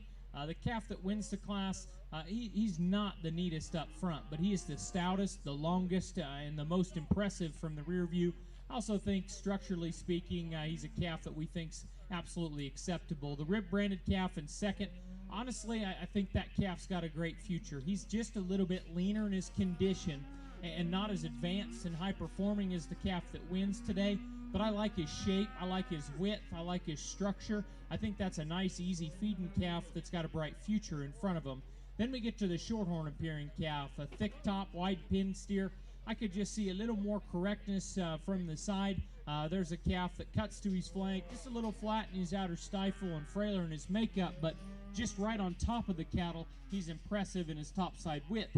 The calf that closes the group, a little more immature in his look, not quite the shape and power as we step behind the cattle, but still going to be an easy feeding, practical feeder calf. He's got some structure, some body. It just needs a little more shape to play up any higher.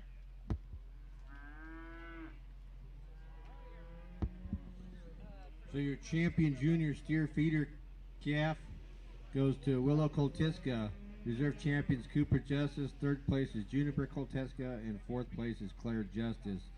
Now we need your cow-calf pair crossbreeds, Willow Koltiska and Amia Koltiska.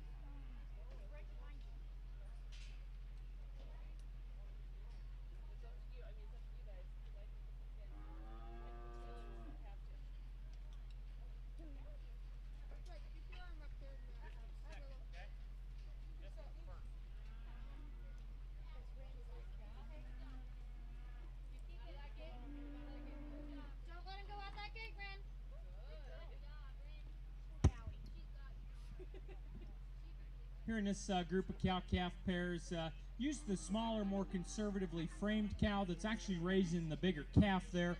We like that feeder steer earlier. That's a thick, powerful calf that's got some length.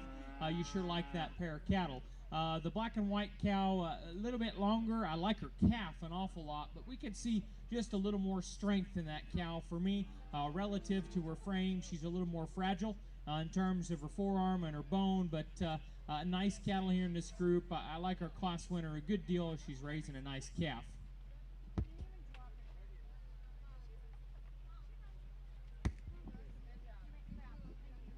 Okay, so our overall crossbred, we need Amia Koltiska with her junior heifer calf, and Willow with her junior steer calf, and the cow-calf pair of Willows.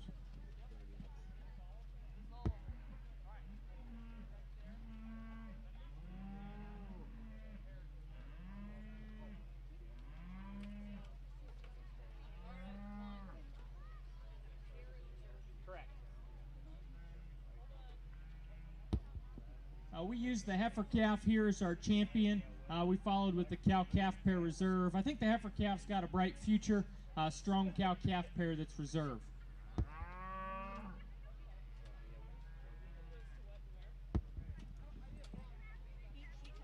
Mia Koltiska is going to win the overall crossbred, with your reserve champion going to be your cow-calf pair of Willows. That should conclude. Oh, we got to have an overall.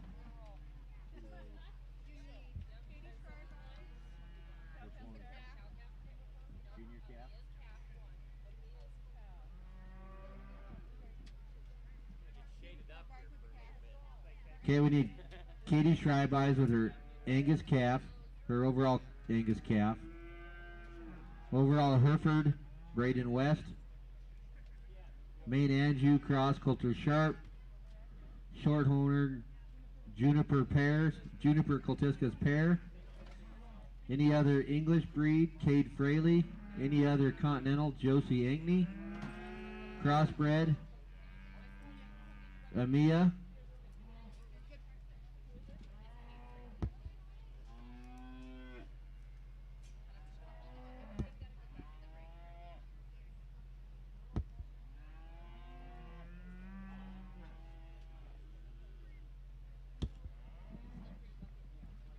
I'll give one last shout out to everybody. I'd like to say a big thank you to everybody that's helped put this show on today, and all of our family members and support out here that's endured the heat all day long.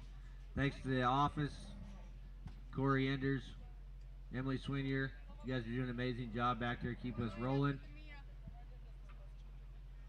And Chandra Hendricks. Thank you all the other volunteers that are out here behind the scenes that you guys may not see what they're doing, but keeping this paperwork going, keeping me in line. Thank you to Jimmy Legursky and Legursky Sausage Company for all the water he's provided to keep us hydrated in the sun. Sheridan Media for live streaming our show today and all the other shows and our sale night on Monday. So thank you again, guys, everybody, for sticking around. Thanks for all the help. If you guys see anybody that's been out here helping, let's give them a big thank you when you see them, or let's give everybody a round of applause right now.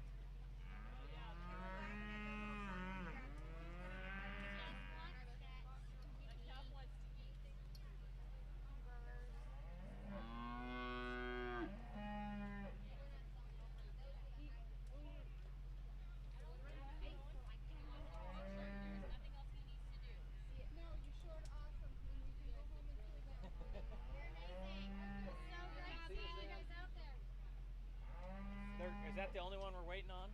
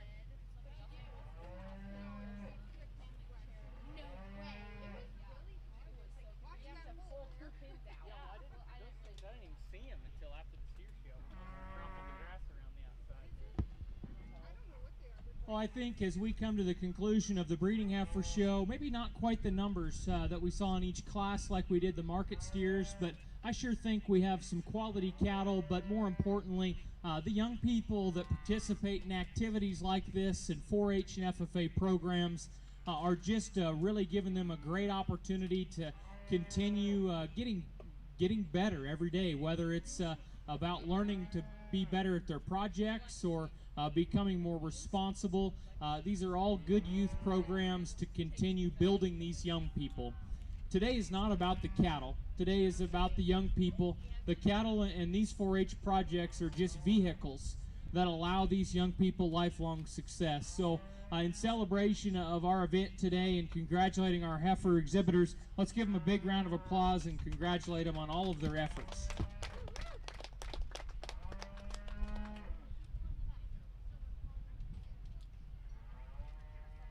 Okay, yeah, Louisa, hi, how about you help her?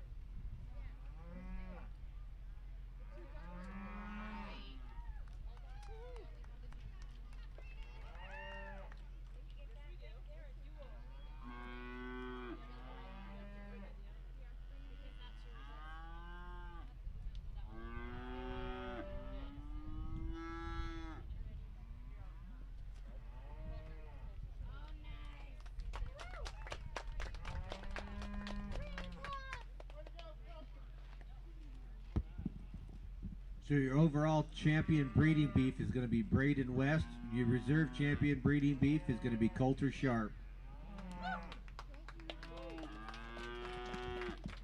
Thank you everybody for coming. Thanks to Sheridan Media for live streaming for us. Thanks to Jimmy Legursky and Legursky Sausage Company for the water.